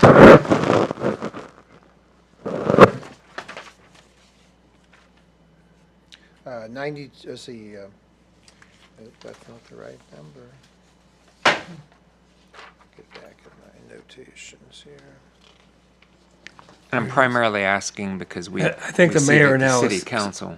Mayor Yeah. now is 74,875, 74,875, and the auditor is 74,707, 707. and the law director is 111,320 plus the 12K from the county. Okay. Is that correct? 76, 377, 373, 74, 707, and 111320. Right. Plus it. What was the mayor? I'm sorry. 7. Mayor is 71, 968. No. 70, I'm sorry. I have 74,875. Before that, so 70,557, I think, might be the number. It's not 70,557. Yeah, 74,875. Well, Mayor Mavis got, Yeah, Okay. they changed But that. they reduced it. Yeah, they did. they reduced it. Yeah, Yep. council reduced it. Yep, council did reduce it. So Terry, confirm that. You told me it's currently 74,875. That's not right? I'm getting there. That's what I have. Mayor, do you know what you make a year? It's in the neighborhood of 74 right now. 74875. There we is go. the current number. That's what I have. That's the man in the room. Okay. And so the numbers that we see proposed, other than the city council, are correct on this, Rob? Is that what you're saying? As projected? There are a couple of one or two typos that Mr. Scott has pointed out to me, but they are essentially correct. That's what the proposal is. I have some other information that council has asked for. You asked about consumer prices. The consumer prices rose between July 1st of 2020 and June 30th of 2021 at 4.9%. They went from 7/1 of 21 to 6/30 of 22, they rose 8.5%. And then from 7/1 of 22 to 6/30 of 23, they rose 3.2%. It is true that the current union contracts are at 3%. They will expire in June of 2024, and our union partners have made it quite clear that they expect significantly more than 3%. I think that'd be wise to say. I think that when we've looked at wages, which we do every 2 years by November, we've always looked at what that union negotiation contract was, though, didn't we? No. Oh, we've had it. I have, sorry.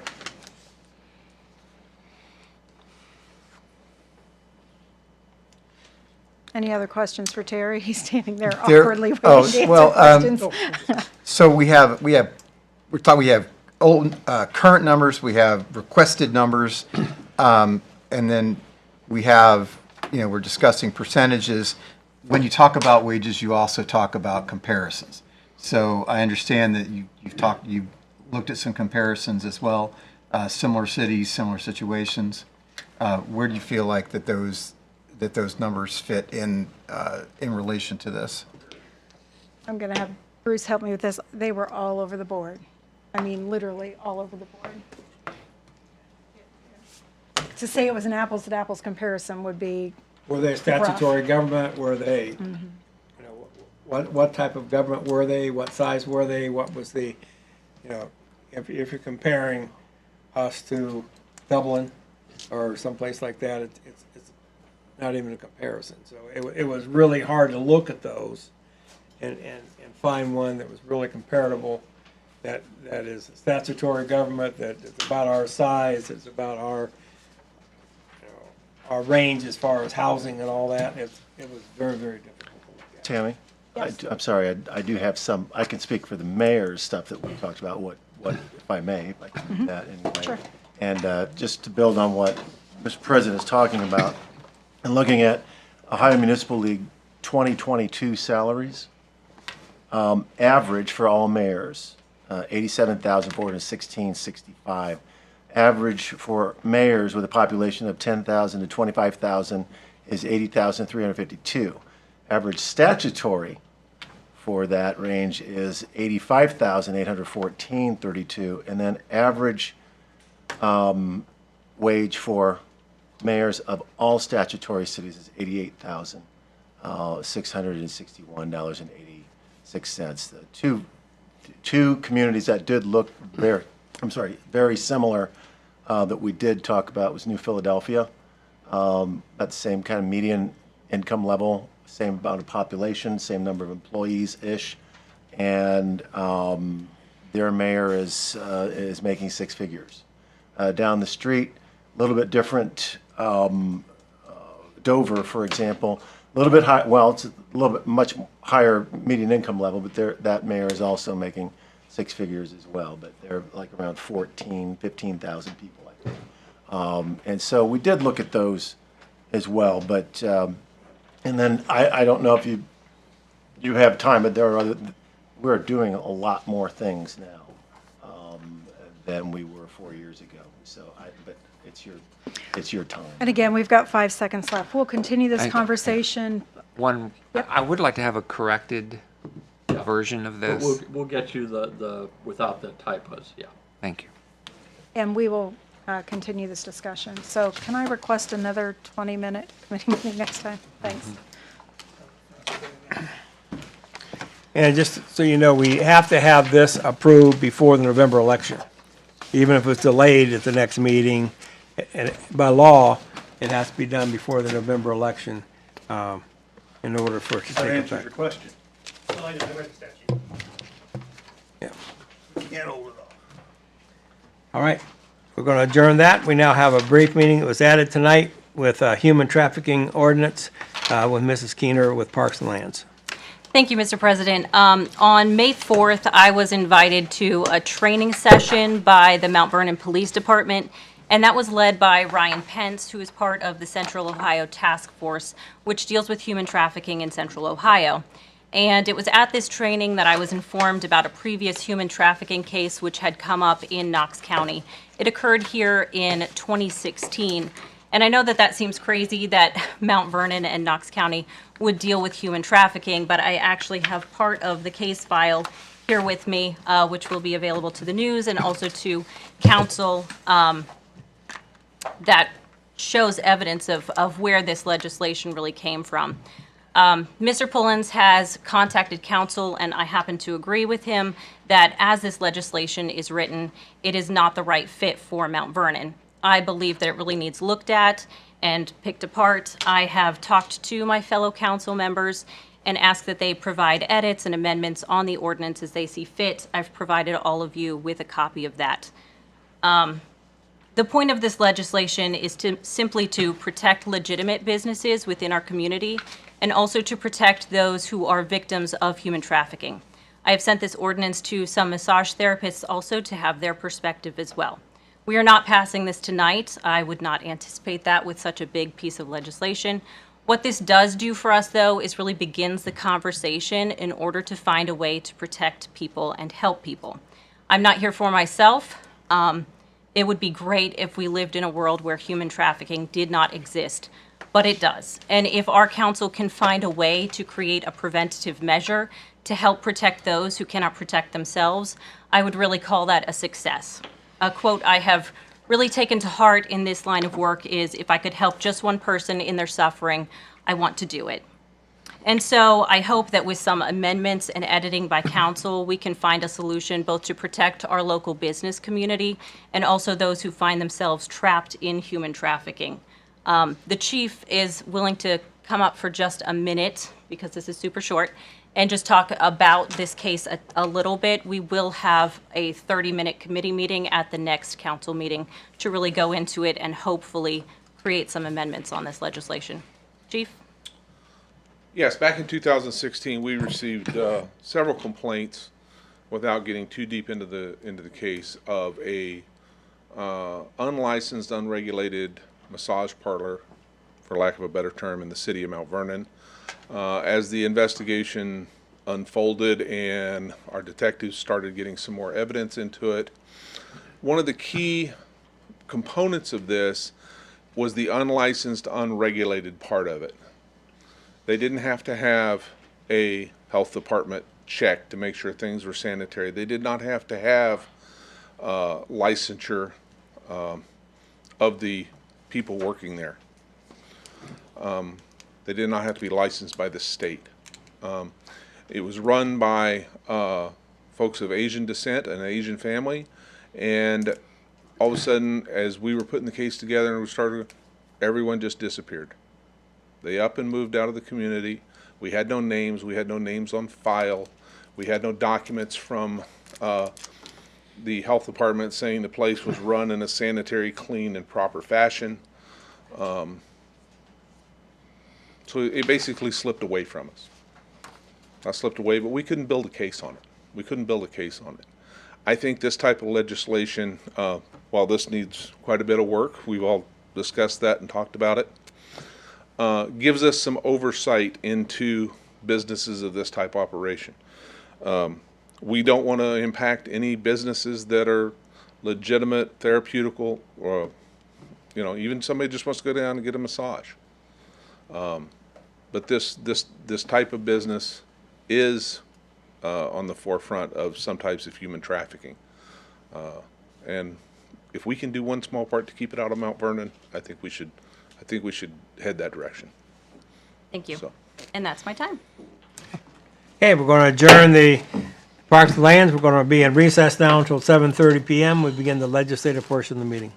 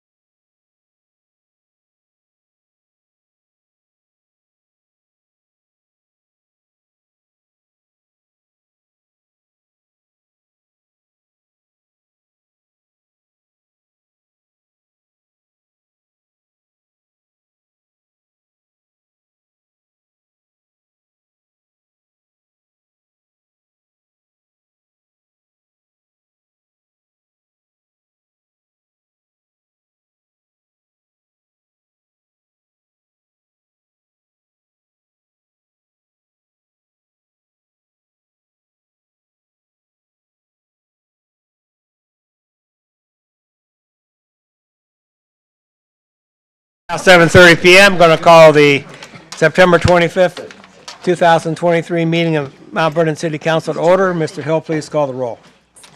Mr. Mahan. Here. Mrs. Woods. Here. Mr. Ruckman. Here. Ms. Keener. Here.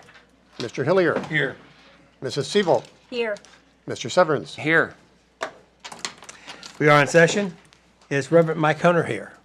Here. Welcome. Glad you're here. Please come to the podium and for the invocation. Please rise for the invocation. Remain standing for the pledge. Mr. Hunter is from the Green Valley Southern Baptist Church. Welcome. Thank you. Let's pray. Father, we thank you for your grace and goodness.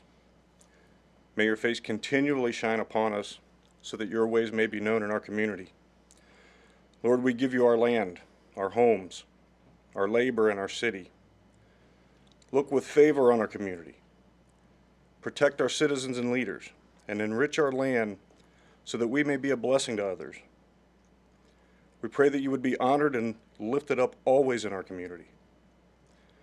We praise you, God, and may all the people praise you. Then our land will yield its harvest, and you, Lord, will bless us. Let us remember your words in 1 Timothy chapter 2, verses 1 and 2.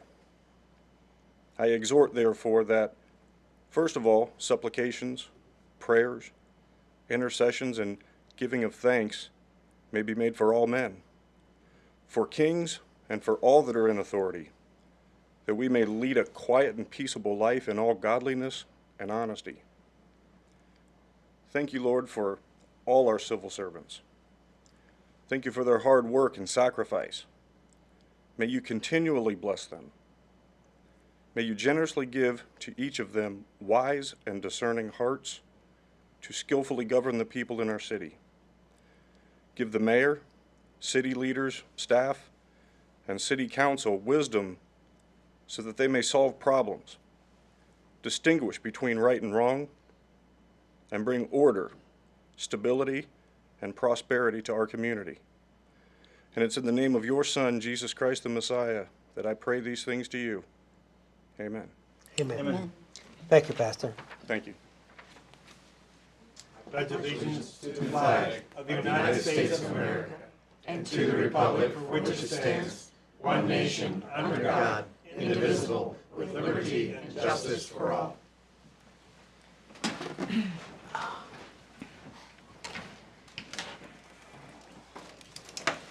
Council, in your packets were the minutes from the legislative meeting from September 11th. Are there any additions or corrections?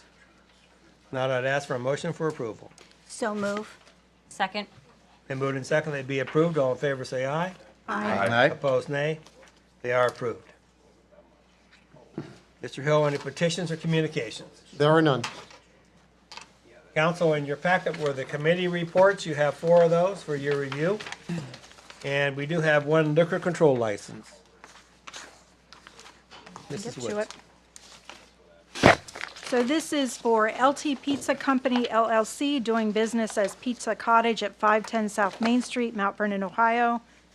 And if anybody has any questions, they can contact the council clerk. All right, thank you. That's where Everlasting Cup was, and they're supposed to open 1st of December, sometime in December. So it'll be interesting to see, and I've heard good things about Pizza Cottage from other cities. I see no proclamations. We have 2 people wanting to speak on matters of city concern. Please come to the podium and give your name and address. You have 4 minutes. If you can't get it done in 4 minutes, you can petition the council for another 4. The first one is Brittany Mitchum from Riverside Recovery. Brittany?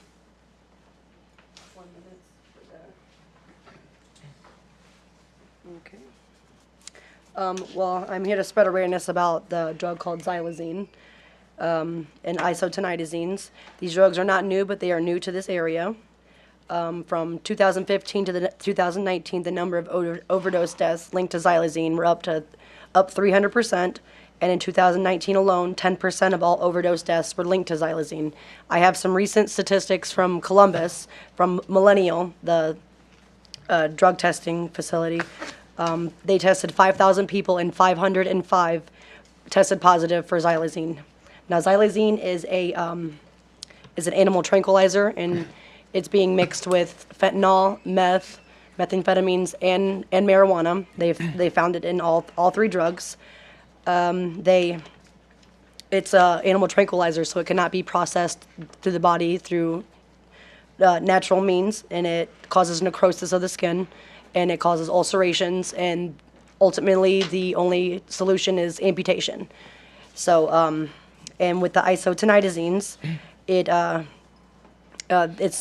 almost 200 times more powerful than fentanyl, and they're mixing that also, and the use can be attributed to several factors, including its potency and availability, and Narcan does not reverse its effect, as well as xylazine. And it's extremely concerning for first responders because the isotonitazine, even inhaled, can cause an overdose. And me and a couple other clients from Riverside Recovery were trying to raise funds for more Narcan handouts and training classes. We've organized a community cleanup project, a food drive to fill the blessing boxes around town. We're doing our part, and I'm spreading awareness because you can't change something if you're not aware of it. So, honestly, I think that should be good. Okay. Yeah, Do you need any of the other slides then? No, that's okay. I'll just make it available for everybody to I have a watch. question. If I only have 4 minutes. Is this all for just the greater high? Well, that's what the drug users are seeking, is like a more powerful high, yes. A more powerful high, yes. So they're seeking this out, or people are using it in the drug because it makes a cheaper product? Some people, they're not aware that it's in it. Okay. But some people are seeking out, just like fentanyl. It's extremely scary. Sorry. You're fine. You said Narcan was not as effective as something else. Was there something else? No, Narcan will not reverse the effects of xylazine. It is effective somewhat with isotonitazines, but we haven't seen that one so much, but we have seen numerous cases of xylazine in Knox County. Thank you for clarifying that. So do they sniff it, or are they putting it in their veins? They're injecting, they are sniffing, they are smoking, any way they can do it. And every way it causes the ulcerations, and the only, like, if you catch it early enough, antibiotics will reverse the effects or whatever, but the ultimate solution is amputation. So what is... I'm making this presentation available for you. It shows like a lot in it, and it can clarify a lot for you. I only have 4 minutes, so. What is the solution to keep public services safe then? If you Well, advertising more for recovery, making recovery look attainable, making it look cool, making it look fun, like just showing that a better life is available. No, I guess I'm saying they show up at a scene, and you said inhaling it. Yes, What is the solution to keep? Safety protocols for our officers is anytime we see anything in a powder form or a crystallized form, we wear gloves, disposable gloves. When we search, we wear face masks if we think it's necessary. We don't physically touch anything that's in a powder form. We don't field test anything that's in powder form or crystal form. We package it up, and we have protocols to do that. And we send it to a certified lab to have it tested. They are starting to test for xylazine now, isotonitazines. I can't pronounce it. I don't think a lot of the labs are spun up to test for that yet. Not yet, no. Xylazine is just becoming more prevalent, and they're starting to test for it. It kind of, it falls into the category of the fentanyls, and it's kind of mimicked by fentanyl. If you remember last week I said, or last when I did my update, the amount of fentanyl we have seized this year is very deadly. This stuff's even more so. And I'm assuming the same safety protocols are in effect for the fire department. Okay. Yes. Yeah. Anybody that deals with this stuff has got to have safety protocols. Touching it will overdose you. We've had officers go to the hospital before to be treated for it because they've touched it or inhaled it. Yes, Riverside Recovery Services now tests for xylazine and isotoniazines. Like they have the test strips and everything too. So Brittany, It's scary and it's dangerous. It is extremely scary. did you say it causes ulcers mainly? Yeah, Like in skin ulcerations, like necrosis of the skin, like your skin rots. Like there's been, like my sister actually, she's still struggling in addiction, and she lives in Tiffin, Seneca County, and she has she caught it early enough, but she had the skin ulcerations on her arm where she injected it. This is what they're calling Somebody's trank. lost both their legs because of it. I'm sorry, say They've that. lost both of their legs below the knee, or excuse me, above the knee because of it. There's They're a very you. close to Sorry. somebody in the police department. There's YouTube videos on about Mackenzie Street in Philadelphia. The whole avenue is like nothing but people, like it's called the zombie drug because it turns you into a zombie. Ma'am, this is what they're calling trank? Is Yes. that what they're, Yes. thank you. There's a form of, they used to call crocodile. How long is your video? There are 3 videos on here. There's. so- I mean, like there's. Yeah, well, you said I only had 4 minutes, so like I was just trying to speed through it. Well, when we start asking questions, your 4 minutes is extended, because that's not your time, that's our time. Okay, Can it be gotcha. sent to us? I will send it out to all of you, and Yeah. absolutely will. Yeah. You're gonna It's send it. pretty, Great. it's, yeah. I'm also starting another awareness campaign for the long-term effects of MAT, medically assisted treatment with Suboxone and methadone. Me and Jess Reynolds have done a brainstorming session with that. Thank you. Thank you. Thank you for the awareness. Next person wishing to speak on matters of city concern is Scott Pullins on the human traffic ordinance that we talked about earlier this evening. Mr. Pullins, please give your name and address. Thank you, Mr. President. Scott Pullins, Attorney Counselor at Law, 110 East Gambier Street, Suite 3, Mount Vernon, Ohio, 43050. Good evening. As you heard, my name is Scott Pullins. I'm a local attorney. Many of you already know me. I appreciate the opportunity to speak tonight on behalf of my client, Healthy Center Massage Therapy and Acupuncture LLC. I should first note that the name of this ordinance has been changed to be a ordinance on human trafficking. Nonetheless, this ordinance, as it was written, labels legitimate medical practitioners as unlawful sex workers. The very term, quote unquote, massage parlor is an antiquated term with heavy and deep-rooted connotations of sex work and sexism. For example, including the ordinance is a requirement for professionals in their workplace to wear underwear and be subject to inspection by city workers. When I wrap up, I'll be available for questions if needed. Massage therapists must take a series of coursework available from numerous massage therapy schools across Ohio, including right here in Knox County. Once they graduate, they can apply and be licensed by the State Medical Board of Ohio. The medical board employs lots of trained investigators and has a sufficient budget to investigate any violations of the rules and state law. The real problem, as pointed out by the chief, would be if unlicensed individuals under the guise of massage are engaging in unlawful sex work. But nowhere does this ordinance actually address that issue. This ordinance, in my opinion, is a solution in search of a problem that does not exist. For example, prostitution is already unlawful under city ordinance. Soliciting is also unlawful under city ordinances. And finally, it is already a crime, misdemeanor of the first degree, under city ordinances to offer massage services as a way to disguise unlawful sex work. With all due respect to the chief, he has the tools he needs to investigate real crimes like that if needed. Instead, this legislation is an attempt to tar and feather legitimate, licensed, and regulated medical facilities and their employees as illegal sex workers. It is honestly an insult to my client and the other small business owners who devote their time and money to help keep this city running.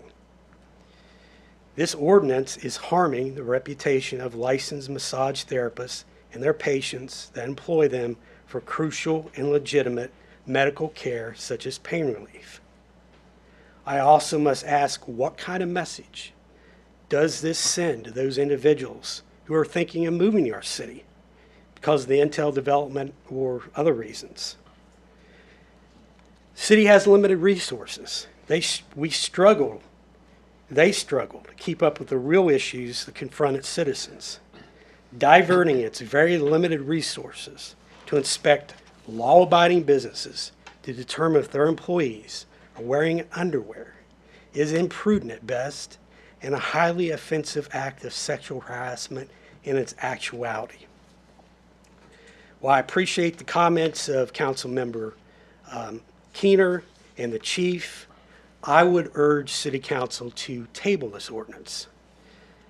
This legislation is unredeemable and wholly unnecessary. I would also advise the city issue a prompt and sincere apology to the individuals that have been personally and professionally harmed by this proposed ordinance. Thank you. Mr. Poland, your 4 minutes are up. Would you like to have another 4 minutes? If there's any questions. Questions, we can, that doesn't count towards the 4 minutes. Yes. Questions for Mr. Poland? Statement. I understood this was a copied legislation from another city. Yes. Did we discuss with them how it was working, how they got to keep? Did we just? I talked to the Attorney General about this legislation. It was his suggestion to look into some of the ordinances that are in place in other areas. And so that is where this came from. Council member, if that's a question, I also. No, I was actually. Yeah, but I also looked into ordinances, and typically most cities would exempt any professional that was licensed by the State Medical Board of Ohio from the ordinance. The problem with this one is it exempts some professionals, but not all professionals. Specifically, it would not exempt my client or most of the massage therapists in the city. Or chiropractors. Chiropractors have an exemption in here. Are listed, yeah. Yes. So chiropractors are exempt, acupuncturists are not. Yeah. Okay. Thank you. Thank you very much. Thank you.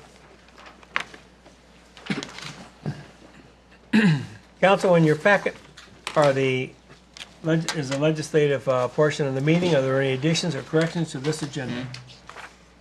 Not. I'll assume it's approved by consensus. Wait,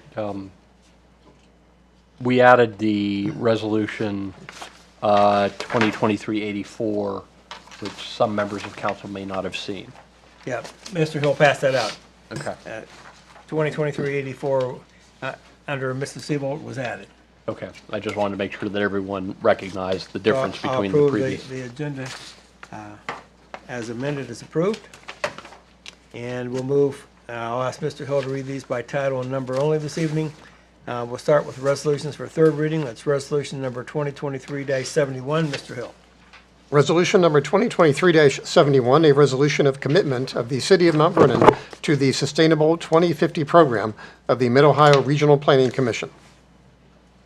Mr. Hillier. Thank you, Mr. President. I move to adopt resolution 2023-71, please. Second. Been moved and second for the adoption of this resolution. Any discussion? Mr. Hillier? Thank you, Mr. President. Council, we did have the committee meeting. I said then that we would allow more conversation once it's on the floor. I'll hold my comments till last. Anybody? Cam? So Mayor, you had said there's no cost for the city to join. Are there any things that would be implemented by being a member of this that would have a cost associated with them that you can think of? If it is something that this body and the administration would want to adopt, it's not anything that's being mandated by MORPC. Okay.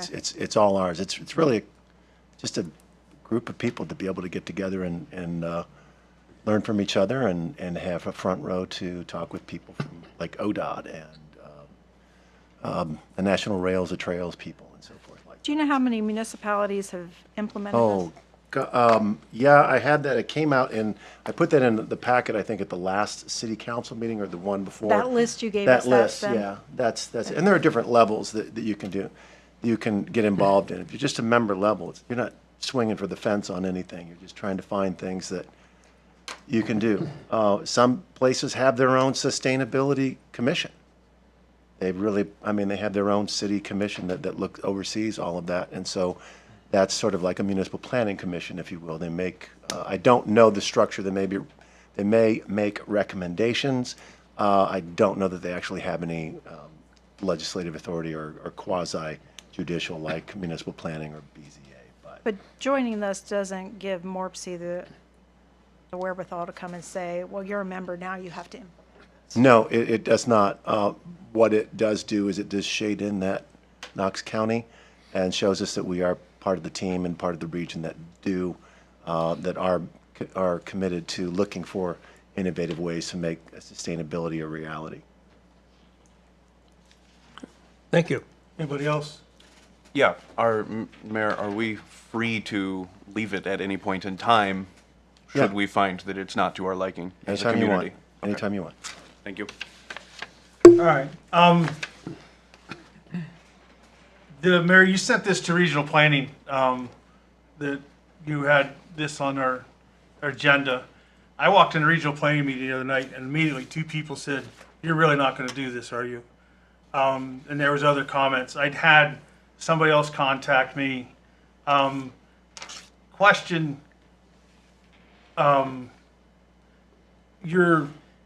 the Sustainability Advisory Committee, is that just a part? You don't have to be part of it, and you can still be part of Morpsey? Is that what? Yeah, you can be part of the sustainability committee and also, are you talking about the committee or are you talking about the? By being in Morpsey, does it automatically make you part of this Sustainability Advisory Committee? No, it does not. So this is a second wing, a wing of it? Yeah. Is what you're asking us to do? It's a committee on the Morpsey's table of organization. And then when you talk about additional cost, when something like what Bexley comes out and says a no idling ordinance, and they haven't passed that yet as of, that I know of as tonight, there is a cost to that because somebody has to enforce it. You know, and when you add more and more things like this, there's a cost to it. I mean, somebody has to, we have so much right now that we can't enforce.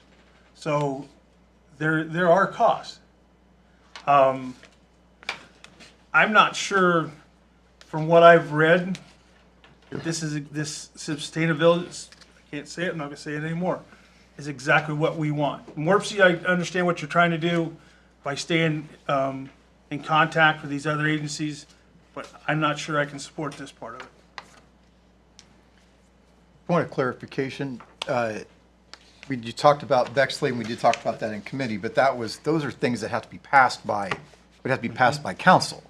So if the Bexley model doesn't work for Mount Vernon, then council doesn't have to pass that. This is true. That's true. So council's ultimately in the driver's seat. Like, it's, okay. Any other questions? Mr. Hill? Mr. Mahan? Yes. Mrs. Woods? Yes. Mr. Ruckman? Yes. Ms. Keener? No. Mr. Hillier? No. Mrs. Seabolt? Yes. Mr. Severns? Yes. By a vote of 5-2, this resolution is adopted. Now I move to resolutions for second reading. First one is Resolution 2023-76. Mr. Hill. Resolution number 2023-76, a resolution authorizing and directing the Safety Service Director to prepare and submit a joint application with the Knox County Engineer to participate in the Ohio Public Works Commission Infrastructure Program for funding for the Clintonville Fairgrounds Water Main and Sanitary Sewer Improvement Project and declaring an emergency. Mr. Ruckman. Thank you, Mr. President. I would like to suspend the rule requiring 3 separate readings and move to the third and final reading. Second. Moved and seconded for the suspension of the rules. Any discussion on the suspension? Mr. Hill. Mr. Mahan? Yes. Mrs. Woods? Yes. Mr. Ruckman? Yes. Ms. Keener? Yes. Mr. Hillier? Yes. Mrs. Seabolt? Yes. Mr. Severns? Yes. The rule is suspended. Mr. Ruckman. Move to I would just move to adopt the resolution 2023-76, please. Second. Been moved and second for the adoption of this resolution. Any discussion? Mr. Ruckman. Discussion? Any- I'm sorry. Any discussion? Any further questions for our esteemed engineer? He said he would be happy to come up if anyone had any additional questions. We had a committee meeting on this, so we have discussed it, so. Yes. Mr. I guess the main point is this is due the first week of November, so we'd like to have time to work with the county engineer to get the application in. He is on board, exactly what you're on board with this, if I talk to him? Yep. Thank you. Yep. Mr. Hill. Mr. Mahan? Yes. Mrs. Woods? Yes. Mr. Ruckman? Yes. Ms. Keener? Yes. Mr. Hillier? Yes. Mrs. Seabolt? Yes. Mr. Severns? Yes. The resolution is adopted. Next resolution is resolution number 2023-78. Mr. Hill. Resolution number 2023-78, a resolution authorizing the Safety Service Director to release a request for proposals for identifying and selecting a qualified firm or firms to oversee design services for a new courthouse and declaring an emergency. Mr. Severns. Yes, I think we'll give this a second reading tonight. Resolution 2023-78 receives its second reading. Next resolution is resolution number 2023-79. Mr. Hill. Resolution number 2023-79, a resolution authorizing the Safety Service Director to release a request for proposals for identifying and selecting a qualified firm or firms to oversee design services for a new police station and declaring an emergency. Mr. Severns. Yes, I'd like to give this a second reading as well. Resolution 2023-79 receives its second reading. We now move to resolutions for first reading. The first one is resolution number 2023-80. Mr. Hill. Resolution number 2023-80, a resolution confirming the mayor's reappointment of James Brown to the Shade Tree and Beautification Commission for a 3-year term and declaring an emergency.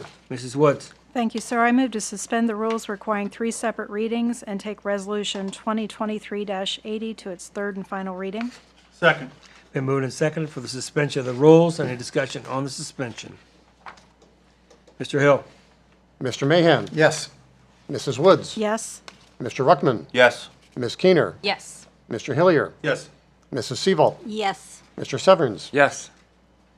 The roll is suspended. Mrs. Woods. Move to adopt Resolution 2023-80. Second. Been moved and seconded for the adoption of this resolution. Any discussion? Mrs. Woods. Okay, I'm going to do it. Mayor, how do you feel? I feel good. Yeah. This is Dr. Brown. I can't remember how many years he's been serving with the Shade Tree and Beautification Commission, but he's provided excellent leadership for us and is excited to continue upon council's approval. All I have to say is we're lucky to have him. Yes, we are. Any other discussion? Mr. Hill. Mr. Mahan? Yes. Mrs. Woods? Yes. Mr. Ruckman? Yes. Ms. Keener? Yes. Mr. Hillier? Yes. Mrs. Seabolt? Yes. Mr. Severns? Yes. Resolution is adopted. Next resolution is resolution number 2023-81. Mr. Hill. Resolution number 2023-81, a resolution approving the reappointment of Katie DeLuzier and Steve A. Jefferson to the Board of Property Maintenance Appeals of Mount Vernon, Ohio, and declaring an emergency. Mrs. Woods. Thank you, sir. I move to suspend the rules requiring 3 separate readings and take Resolution 2023-81 to its third and final reading. Second. Been moved and seconded for the suspension of the rules. Any discussion on the suspension? Mr. Hill. Mr. Mahan? Yes. Mrs. Woods? Yes. Mr. Ruckman? Yes. Ms. Keener? Yes. Mr. Hillier? I need to abstain. I work for Miss Delosier. Mrs. Seabolt? Yes. Mr. Severns? Yes. The roll is suspended. Mrs. Woods. Thank you. I move to adopt Resolution 2023-81. Second. Been moved and seconded for the adoption of this resolution. Any discussion? Mrs. Woods. Mr. Mayor? Thank you, Mrs. Woods and council. Katie DeLozier is, this is a reappointment to the Board of Zoning, Property Maintenance Appeals, as it is for Steve Jefferson, who is the alternate. I've checked with both of them. They're excited to continue. This board meets as needed, and so we have had we have had a few meetings over the past year, and notable ones. We have 2 current cases in front of the Board of Property Maintenance Appeals that are being monitored for compliance with orders of the board, and depending on how the people do, cases may need to be brought back in front of the board. Yeah. So it is getting some more traction here anyway. Both are eager to continue their service to this board. Any other discussion? Mr. Hill? Mr. Mahan? Yes. Mrs. Woods? Yes. Mr. Ruckman? Yes. Ms. Keener? Yes. Mr. Hillier? Abstain. Mrs. Seaval? Yes. Mr. Severns? Yes. The resolution is adopted. Next resolution is resolution number 2023-82. Mr. Hill. Resolution number 2023-82, a resolution authorizing and directing the auditor of the City of Mount Vernon to make supplemental appropriations. Mrs. Seabolt. Thank you. I would like to suspend the rules requiring 3 separate readings and take resolution number 2023-82 to its 3rd and final reading. Second. And moved and seconded for the suspension of the rules. Any discussion on the suspension? Just to note, this was revised this evening. We got a revised resolution. There are 2 additional items on the revised copy that was put out at everyone. Mr. Hill passed that. Items 4 and items 5 were added. Mr. Hill. Mr. Mahan? Yes. Mrs. Woods? Yes. Mr. Ruckman? Yes. Ms. Keener? Yes. Mr. Hillier? Yes. Mrs. Seaval? Yes. Mr. Severns? Yes. The rule is suspended. Mrs. Seabolt. I would like to make a motion to pass resolution number 2023-82. Second. May I interrupt, please, at this point? Oh, because we have to revise it? I do have one small revisement. So if you would, Madam Chairman, would you please ask for a motion to have the emergency clause That's on added to the 84, not this legislation? one. Oh, I'm sorry. Not this one. Yeah. Not this one? Okay. Sorry, I got another piece coming up that we're going to need to do an amendment. Okay, get me confused. Okay. We're juggling a couple of pieces of legislation here, so sorry about the interruption. Mrs. Seabolt. Start over again? I'd like to make a motion to pass. No, we've already made the motion. Oh, we can go on then. Yeah, we need a discussion. Let's have a discussion about this. Does anybody have any questions? Let's let Terry talk about it. Thank you, Mrs. Seavolt and council. Appreciate it, and I'm sorry for that interruption there. So item number 1, we continue to get appreciation from the Ariel Foundation in regards to tree plantings and anything that's in regards to arbors, plantings, and those things related to that. In this piece of legislation, the Ariel Foundation has provided $100,000 towards arbor removal and sidewalks. So what's going on in this particular aspect is where trees have been taken down, but their roots have uprooted sidewalks in the areas. So this money will be to go in, take the old sidewalk out, get rid of the tree roots that were in the walkway area, and put down new sidewalks. Terry, is that money still available? Is that all spent? No, it's just coming in. So the public could actually ask for that if it's in the grass lawn area? Yeah. There is a form on the website. Thank You you. can call Judy and we'll schedule. That's only between the sidewalk and the curb, correct? Yes, that's Thank you. correct. Yeah. And another, is this just for 2023, or is this money there to carry into next spring? It will carry because we won't utilize that much throughout Yeah. the rest of this year. So it will move forward, yes. Item 2, again, now this is arbor plantings for $80,000. Again, Ariel Foundations is supporting those resources to us for just regular arbor plantings. Item 3, we have $2,145. This is I know this looks a little unusual. GPS services, that's exactly what the grant calls it. So we'll have to stay with that title. This is the probation department's grant that they get from the state of Ohio. And so we have some additional resources that came through on this grant. We'd like to put those to use for the department. The department has a series of GPS monitors that they use for people for pretrial services. If they've been ordered to stay away from a certain person, and if they in the past have proven not to be able to do that, we'll put a GPS monitor on them, and then that will immediately alert the court probation staff if they violate that stay away order. There you go. So this new item number 4 that was added for contract engineering, again, as we have been through your last 2 meetings, Council, I have brought these forth to you, and that is that the state of Ohio is reimbursing us back for the State Route 13 widening project. We have received a significant amount of reimbursement monies that we have paid out for design costs that really should have been allocated, 90% of that should have been allocated through the ODOT themselves, but we actually paid the bill.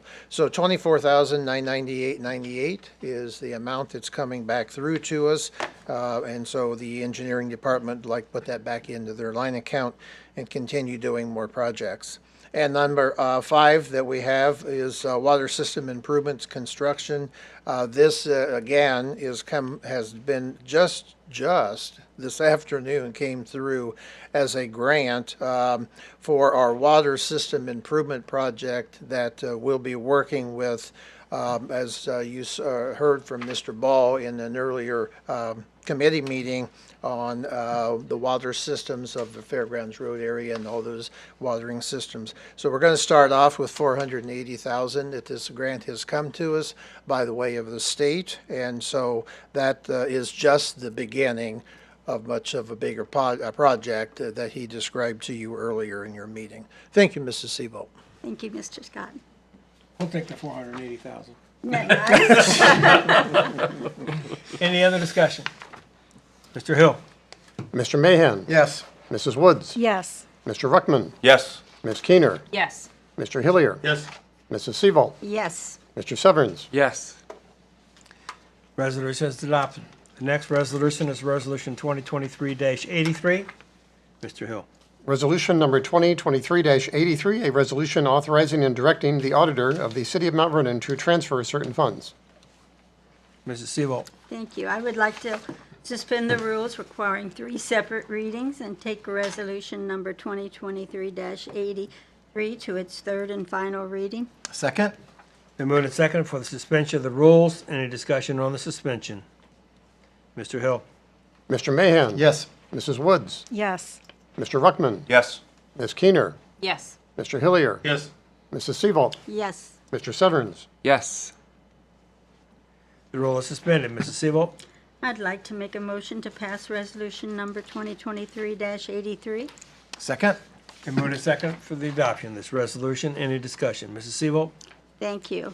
Now we're really going to get into some money. Mr. Scott. Thank you, Mrs. Seabolt and Council. These are items that are being transferred from one line account to another. Actually, what we're doing in number 1, 2, and 3, we are garnering up dollars that we will need to work on the easements, the design work, continuing design work, and the culvert on Mansfield Road. All of that is a project that we're continuing with our stormwater program. We'd like to get those transferred into the correct line accounts where we can utilize them before the end of the year. Item 4 comes to us by way of line improvements and extensions, and you're going to see, Council, we're going to be working down through with several distribution and collections items that our departments are working with in our utility systems. We've had a lot of activities going in our utility departments in a good way, where we're actually trying to get ahead, so to speak, of line maintenances, replacements of lines, and renew of lines as well. So looking at what we have on item 4, it's $57,000 that we're moving over into line improvements and extensions. That would be new and renewed services. We're going to have $57,000 going into maintenance and repairs of those lines as well. And then on item 6, we have environmental consultants for $20,000. That would be for some design work as well.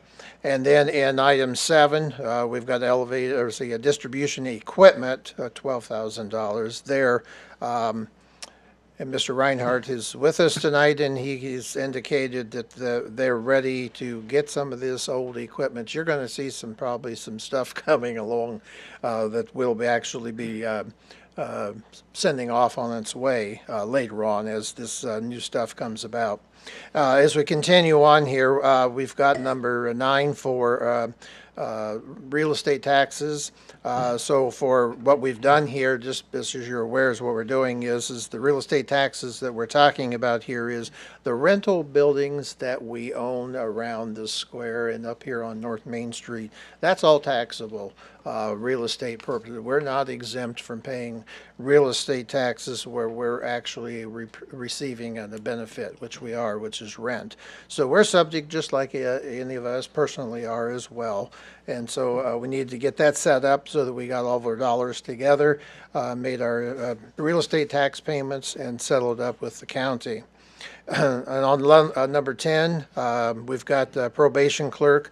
This is a payroll-related issue that we need to get streamlined before the end of the year, and so we'll get that all ready for the $12,000.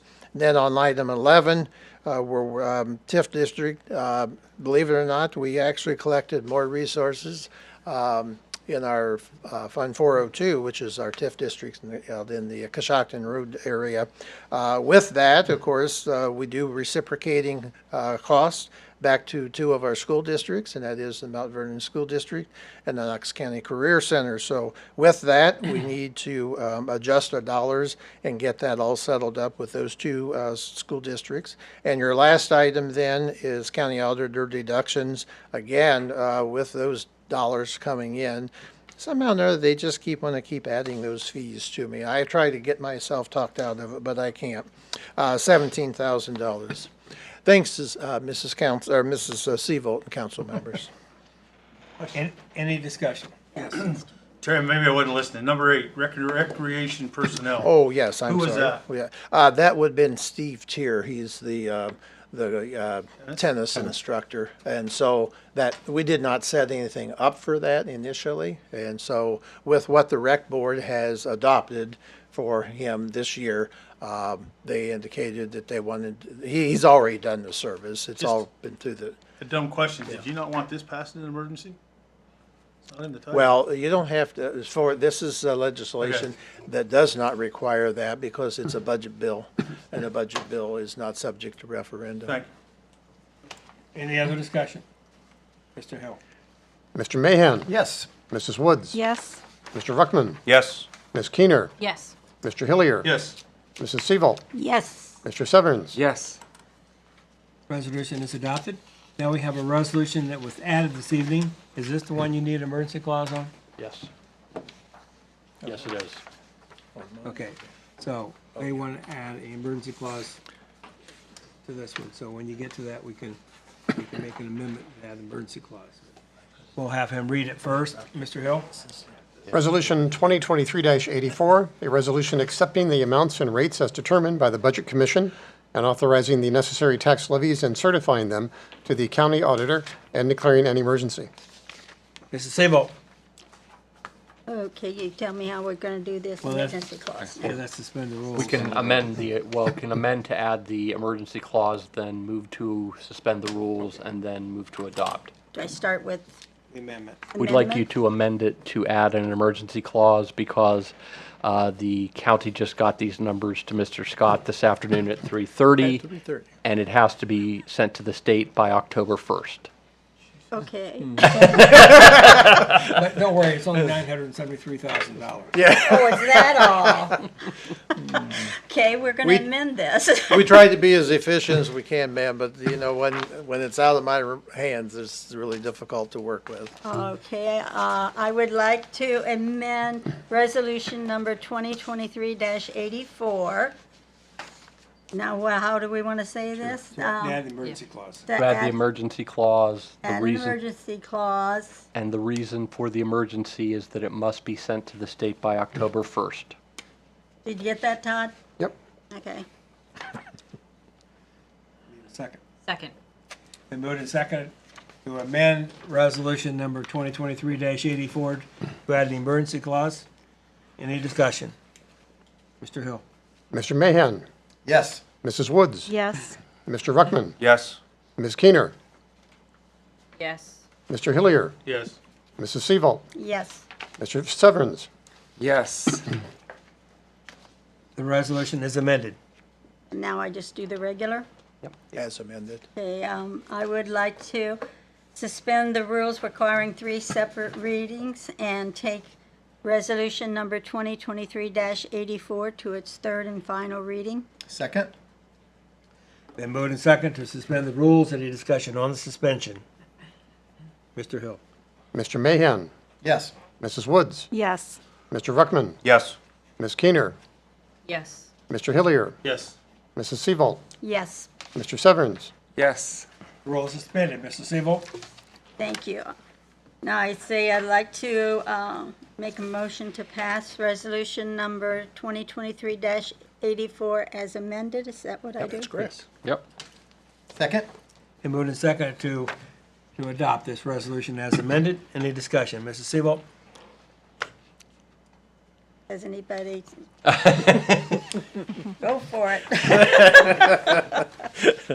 So this is an annual piece of legislation, council. This is our inside millage, and that is, as Mr. Hawkins is aware, and those who are in the school systems realize that this is an inside millage, not an outside millage. So it does not have a vote of the people. It is something that's allowed by the 10 mil limitations. We have 3 mills that is allocated to the city, 3.2 mills actually, that is allocated to the city. And the majority of that is for the general fund at estimated to be at $790,300. Police and fire pension funds respectively will be $91,400 in each, and that would be the 0.3 millage as well. Appreciate your support and the amendment and for the legislation. We'll get this sent to the county as soon as it's available. I think Mike has a question. Well, for one, Mr. Scott, if this is any other department but yours, I would hesitate on almost $1 million suspending the rules. Second, why did we get it so late, and are we notifying them there was an issue? Not aware, from what I can tell. Fortunately, I made the contact to them instead of them sending me the information. I thought the annexation process was bad. Yeah. And we do have a new auditor. Yeah, we do, yeah. And they've had, in this area, they've had some staff changing as well. I'm aware of that. I'll be a little lenient, but Yeah. I think once again, it comes back on us. Oh, it does. I guess we don't have to like it. So are we sure they didn't make any mistakes? No, it's Well, 3.2. I can't make that assurance. 3.2 mils for years. It's never going to go up. Yeah, that's right. Not gonna change too much. Okay. Maybe in the next year thereafter. You have to remember that this is tax year 2023 is where this money would be collected in 2024. Taxes are always behind a year, so. Any other discussion? Mr. Hill. Mr. Mahan. Yes. Mrs. Woods, Yes. Mr. Ruckman, Yes. Ms. Keener, Yes. Mr. Hillier, Yes. Mrs. Seaval, Yes. Mr. Severns. Yes. Resolution is adopted. That concludes the resolutions for this evening. We now move to ordinances. The first ordinance is ordinance number 2023-34. Mr. Hill. Ordinance number 2023-34, an ordinance to approve, adopt, and enact the August 2023 replacement pages to the codified ordinances, to repeal ordinances in conflict therewith, to publish the enactment of new matter and declaring an emergency. Mr. Hillier. Thank you, Mr. President. I'd like to give ordinance 2023-34 its second reading, please. This ordinance receives a second reading. Now move to ordinance number 2023-37. Mr. Hill. Ordinance number 2023-37, an ordinance providing for the salary scale for elected officials of the City of Mount Vernon, specifically the council president and members of council, mayor, auditor, and law director, and declaring an emergency. Mrs. Woods. Thank you, sir. I'd like to give ordinance 2023-37 its second reading. This ordinance receives a second reading. Now I move to ordinance number 2023-38. Mr. Hill. Ordinance number 2023-38, an ordinance establishing the rate of compensation for certain employees during the vacancy of the position of Safety Service Director and declaring an emergency. Mrs. Woods. Thank you. I'll give its first reading, and can we just give like a 5-minute committee meeting next time? That we can take care of this. This ordinance receives its first reading this evening. Now we move to ordinance number 2023-39. Mr. Hill. Ordinance number 2023-39, an ordinance creating Chapter 785 massage parlors of Part 7 Business Regulation Code of the Codified Ordinances of the City of Mount Vernon. Mrs. Keener. Thank you, Mr. President. I will give this its first reading tonight and ask for a 30-minute committee meeting at the next council meeting. I'd also ask council to please review the ordinance, and I'll be reaching out to you this week for any possible changes. Thank you, Mr. President. This ordinance receives its first reading this evening, and that concludes the legislative portion of the meeting. Mr. Hillier did ask that Aaron be given a chance to come up and talk about the blue marks. You'll hear why in just a moment. Good evening. Aaron Reinhardt, Utilities Director. Mr. Hillier was questioning us, what streets were those? I live on Sugar and then Park Street, also known as, as well. I wasn't home 5 minutes. I had a neighbor ask what's going on. We had blue marks, which were marking the meter pits. And because of that, Ohio EPA mandated we need to go out and inventory our service lines. So we have roughly 6,700 taps in town. So we will go around, our crews will go out and visually inspect each service line to know what the material is. We're looking for galvanized copper. As far as we know, there are no lead lines in town, so we don't have to worry about that. And then in conjunction with the engineering, we're doing a GIS on each meter pit so we can find them. So every meter in Mount Vernon will have a blue spray paint dug up like mine, sprayed blue, and then the street will be marked blue as well, right? Yes. And that's so we can find them in the winter, and at night, if you have an issue, we'll be able to locate them a lot easier. Is that weird thing that's out by the road? It's kind of round, has a lid on it. Most of them are in between the curb and the sidewalk. And the street lines, yes. And there's several of them we can't find that we don't know where they are. I found one for you, so. Just become lost over time, so. Okay. Question, so on North Mulberry Street, where we replaced, so it'd be just south of, just south of Belmont, I see green paint in the gutters, and it just, I'm looking at you and Brian, what is that green paint? Why are we painting the streets like this? One of the other efforts we are working on is for our MS4 program, we're required to know where all our storm sewers are. Okay. So we're doing some select areas where we're doing underground video inspection of storm sewers, and then we're marking those out, and then we're going back and recording those with GIS. So okay. We have kind of we have team meters, then we have team stormwater, so there's a lot of data collection happening right now because of the different EPA mandates. And the service lines, we have till October of 2024 to get it done. So we're kind of rolling it out now, working all the bugs out, and then in the spring, you'll really notice our crews out. Thank you. Okay. Mm-hmm. It'll be pretty labor intensive. Thank you, Mr. Reinhardt. Mayor Starr.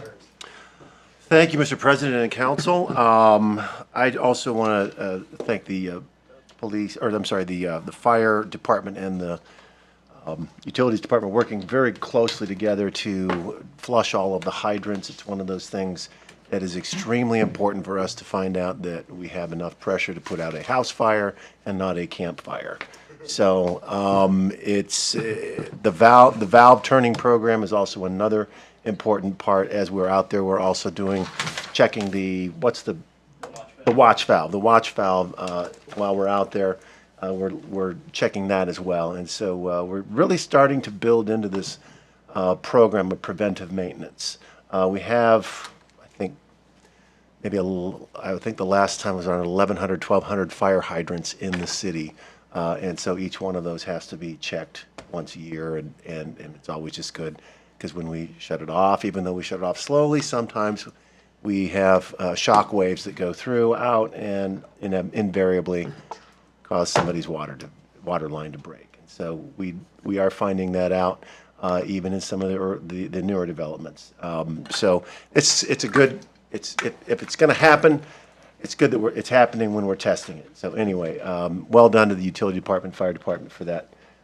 Thank you very much. I also want to thank Brittany for coming from Riverside Recovery. I met Brittany I was delivering a State of the City address at Riverside Recovery, and packed house. And so she also was talking about the xylazine. I didn't hear about the ISO, but I'm not going to try to pronounce it either. But anyway, at that time, I don't know if that was on the radar. But the xylazine is something that's very scary. And I will give you a trigger warning. Some of the videos are not very glamorous, put it that way. But we'll get that out to you. So, Brittany, thanks for coming in and fielding the questions. Area Development Foundation had an Economic Development 101 session this past Friday. Some of you were there. Thank you very much for attending and being a part of that. The Safety Service Director update, as far as the search, I think we've received about 7 applications and resumes from the area. Good people coming in and, showing a lot of interest in the position. So we will keep you up to date. Hopefully we'll be closer to a decision in the next couple of weeks, but I don't want to tempt fate and say that we're going to lock ourselves into that yet. So anyway, we're still also related to the Safety Service Director, is that we're still looking at the position and the duties that we have outlined from the jobs, comparing the job description to comparing the city code. I have a 2-page job description for the Safety Service Director, and there are over 50 pages of code for the Safety Service Director. And so we're looking very hard at the functionality, because it's just, quite frankly, some of those things just aren't done because it's just not humanly possible to do that. So we're looking at restructuring, not going to lie, but our team that we have looking into it will analyze it, and we'll bring to this body what we think are some useful recommendations and how we might be able to provide the service, or provide those services that we say we're going to do, and how we're going to be able to fund those things as well. So anyway, more on that. I also want to just let you know of a couple of other things.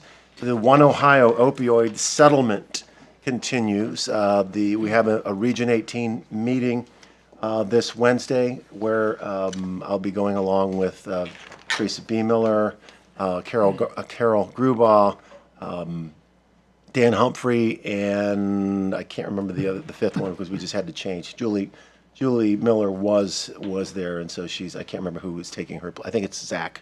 Zach Green is probably taking her place there. So we'll hear what the other communities are doing with their, how they're coming along with their planning. But we'll also hear from an update from the Grant Funding Subcommittee and the Expert Subcommittee. And in case you didn't know, the 2 people that Knox County has chosen as our experts to the expert panel are Lisa Lloyd from the Knox County Foundation, and Amy Smart from Riverside Recovery. So we like our delegates to that. Last thing, just so you know, October 3rd is a new law and I believe it's October 3rd, the new procurement process that the state passed. And so anything to go to bid will need to be $75,000 or more instead of $50,000 or more.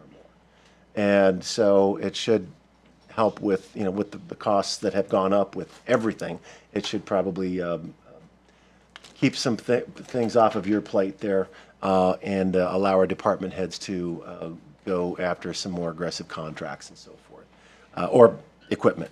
Anyway, it will go up, I believe, 3% each year thereafter. So again, it will continue to kind of climb with the cost of living or anything, but at least it's moving in that direction. So just so you're aware and you're not taken by surprise if something goes out, it doesn't go out to bid that's over $50,000 after October 3rd, that's why. So anyway, that is all I have, Mr. President. Thank you. And trick or treat?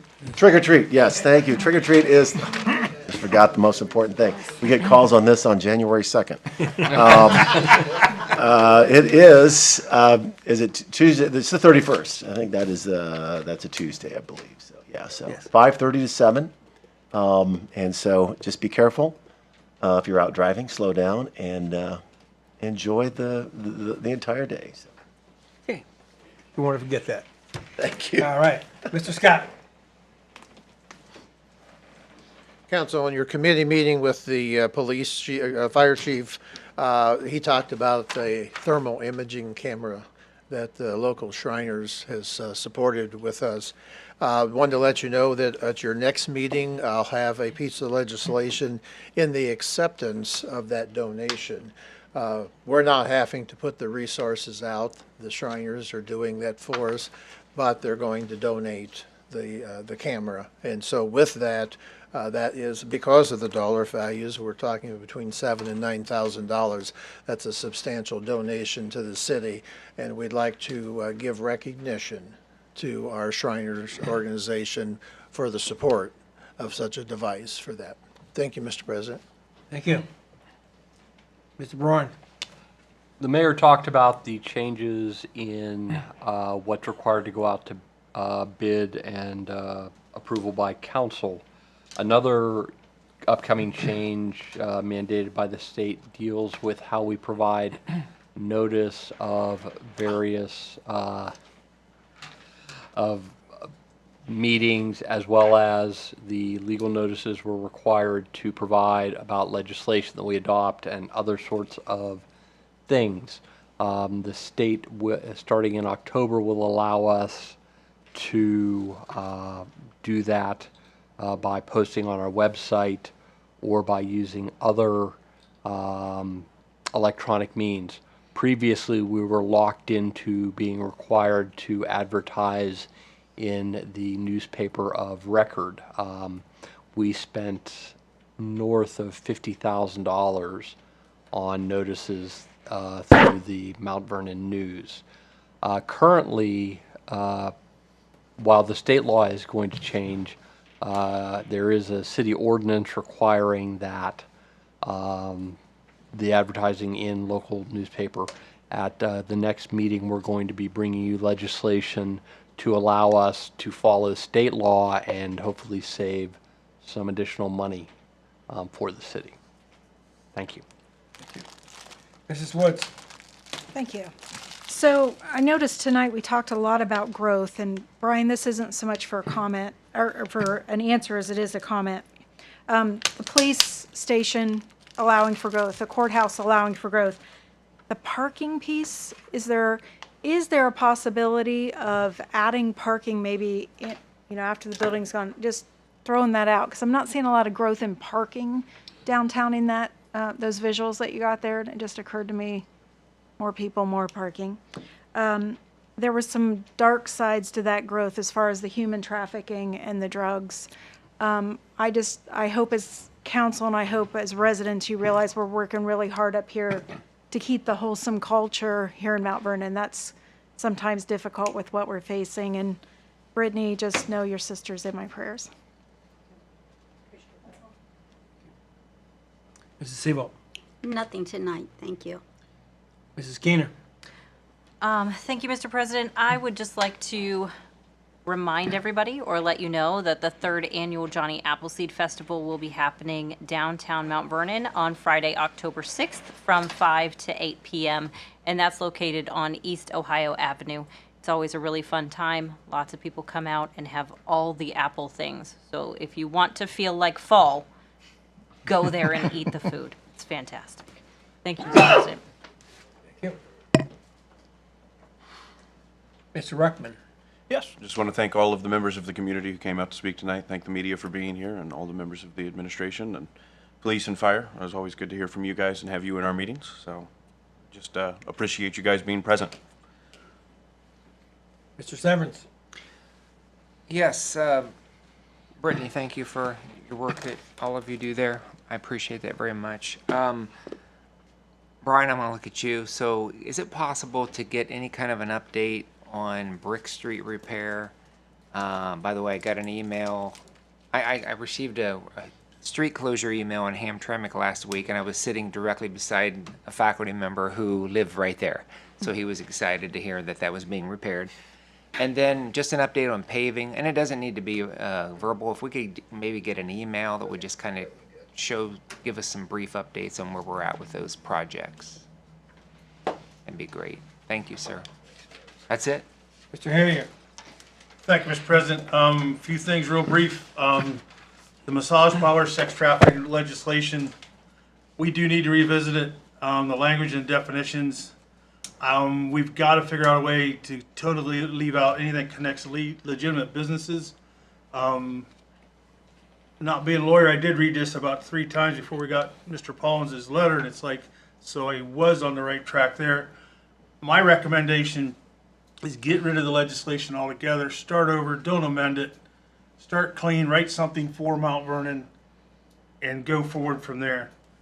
Council, I sent you an email tonight on some information I found out from a newsline, why I live in Mount Vernon. There's some very interesting comparisons there of how far your dollar goes in Mount Vernon compared to the nation in Ohio. It's very interesting in one paragraph. There's some good things in that also about Mount Vernon. Haven't had time to fact check it, help yourself, but I think you'll find very, very good read. Council, I will email you what Terry Scott gave me when I asked for the 1 3/4 on council and then 3% on the rest. I'll give you those numbers so you have those. And this is the last night for casual dress. Oh, man. I could leak out that sport coat 6 more times. Thank you. All right. Mr. Mahan. Again, I want to congratulate the chief and all the men and women at the Mount Vernon Fire Department for a good organizational assessment report. And then, of course, we'll be talking about their priority of an assistant chief position, council, when we start going to budget stuff for next year. Mr. Hillier, you asked about nuisance properties. I have been through a process with this. We are going to attack that this quarter. There's a lot going on at the next set of committee meetings, so I'm not going to ask for a committee meeting in the next 2, but we're going to talk about that here in the next few meetings. Nuisance properties. I was contacted by a couple citizens in the First Ward about a concern about Martinsburg Road and where kids cross with no crossing there at the Career Center, roughly at Parrott and Delano. I was really glad to hear that the engineering department has already been working on a plan of relief for that and is seeking grant money. Council, you'll be hearing possibly from some citizens from the First Ward on that. It's very good to see the plans for the courthouse and the police station. Just for if the public hasn't, from the outside, those buildings, they look a little dated, but they don't look so bad. But when you go inside, the men and women who work there have been putting up with a lot for quite some time. And at one of our Area Development Foundation events, one of the new employees who's very happy to be working in Mount Vernon and very happy to be working for the Mount Vernon Police Department mentioned that building was rough and that it was time for repair and replacement. So I know we're asking, it's going to be significant investment, but if you are inside that building and see what's going on, you'll understand why that is. So thank you, Mr. President. Thank you. And thank you, council, for the meeting this evening. Thank you, the media, for being here this evening. And that being said, I call for adjournment. So move. Second? Moved and second, we adjourn. All in favor say aye. Aye. Opposed, nay. We are adjourned.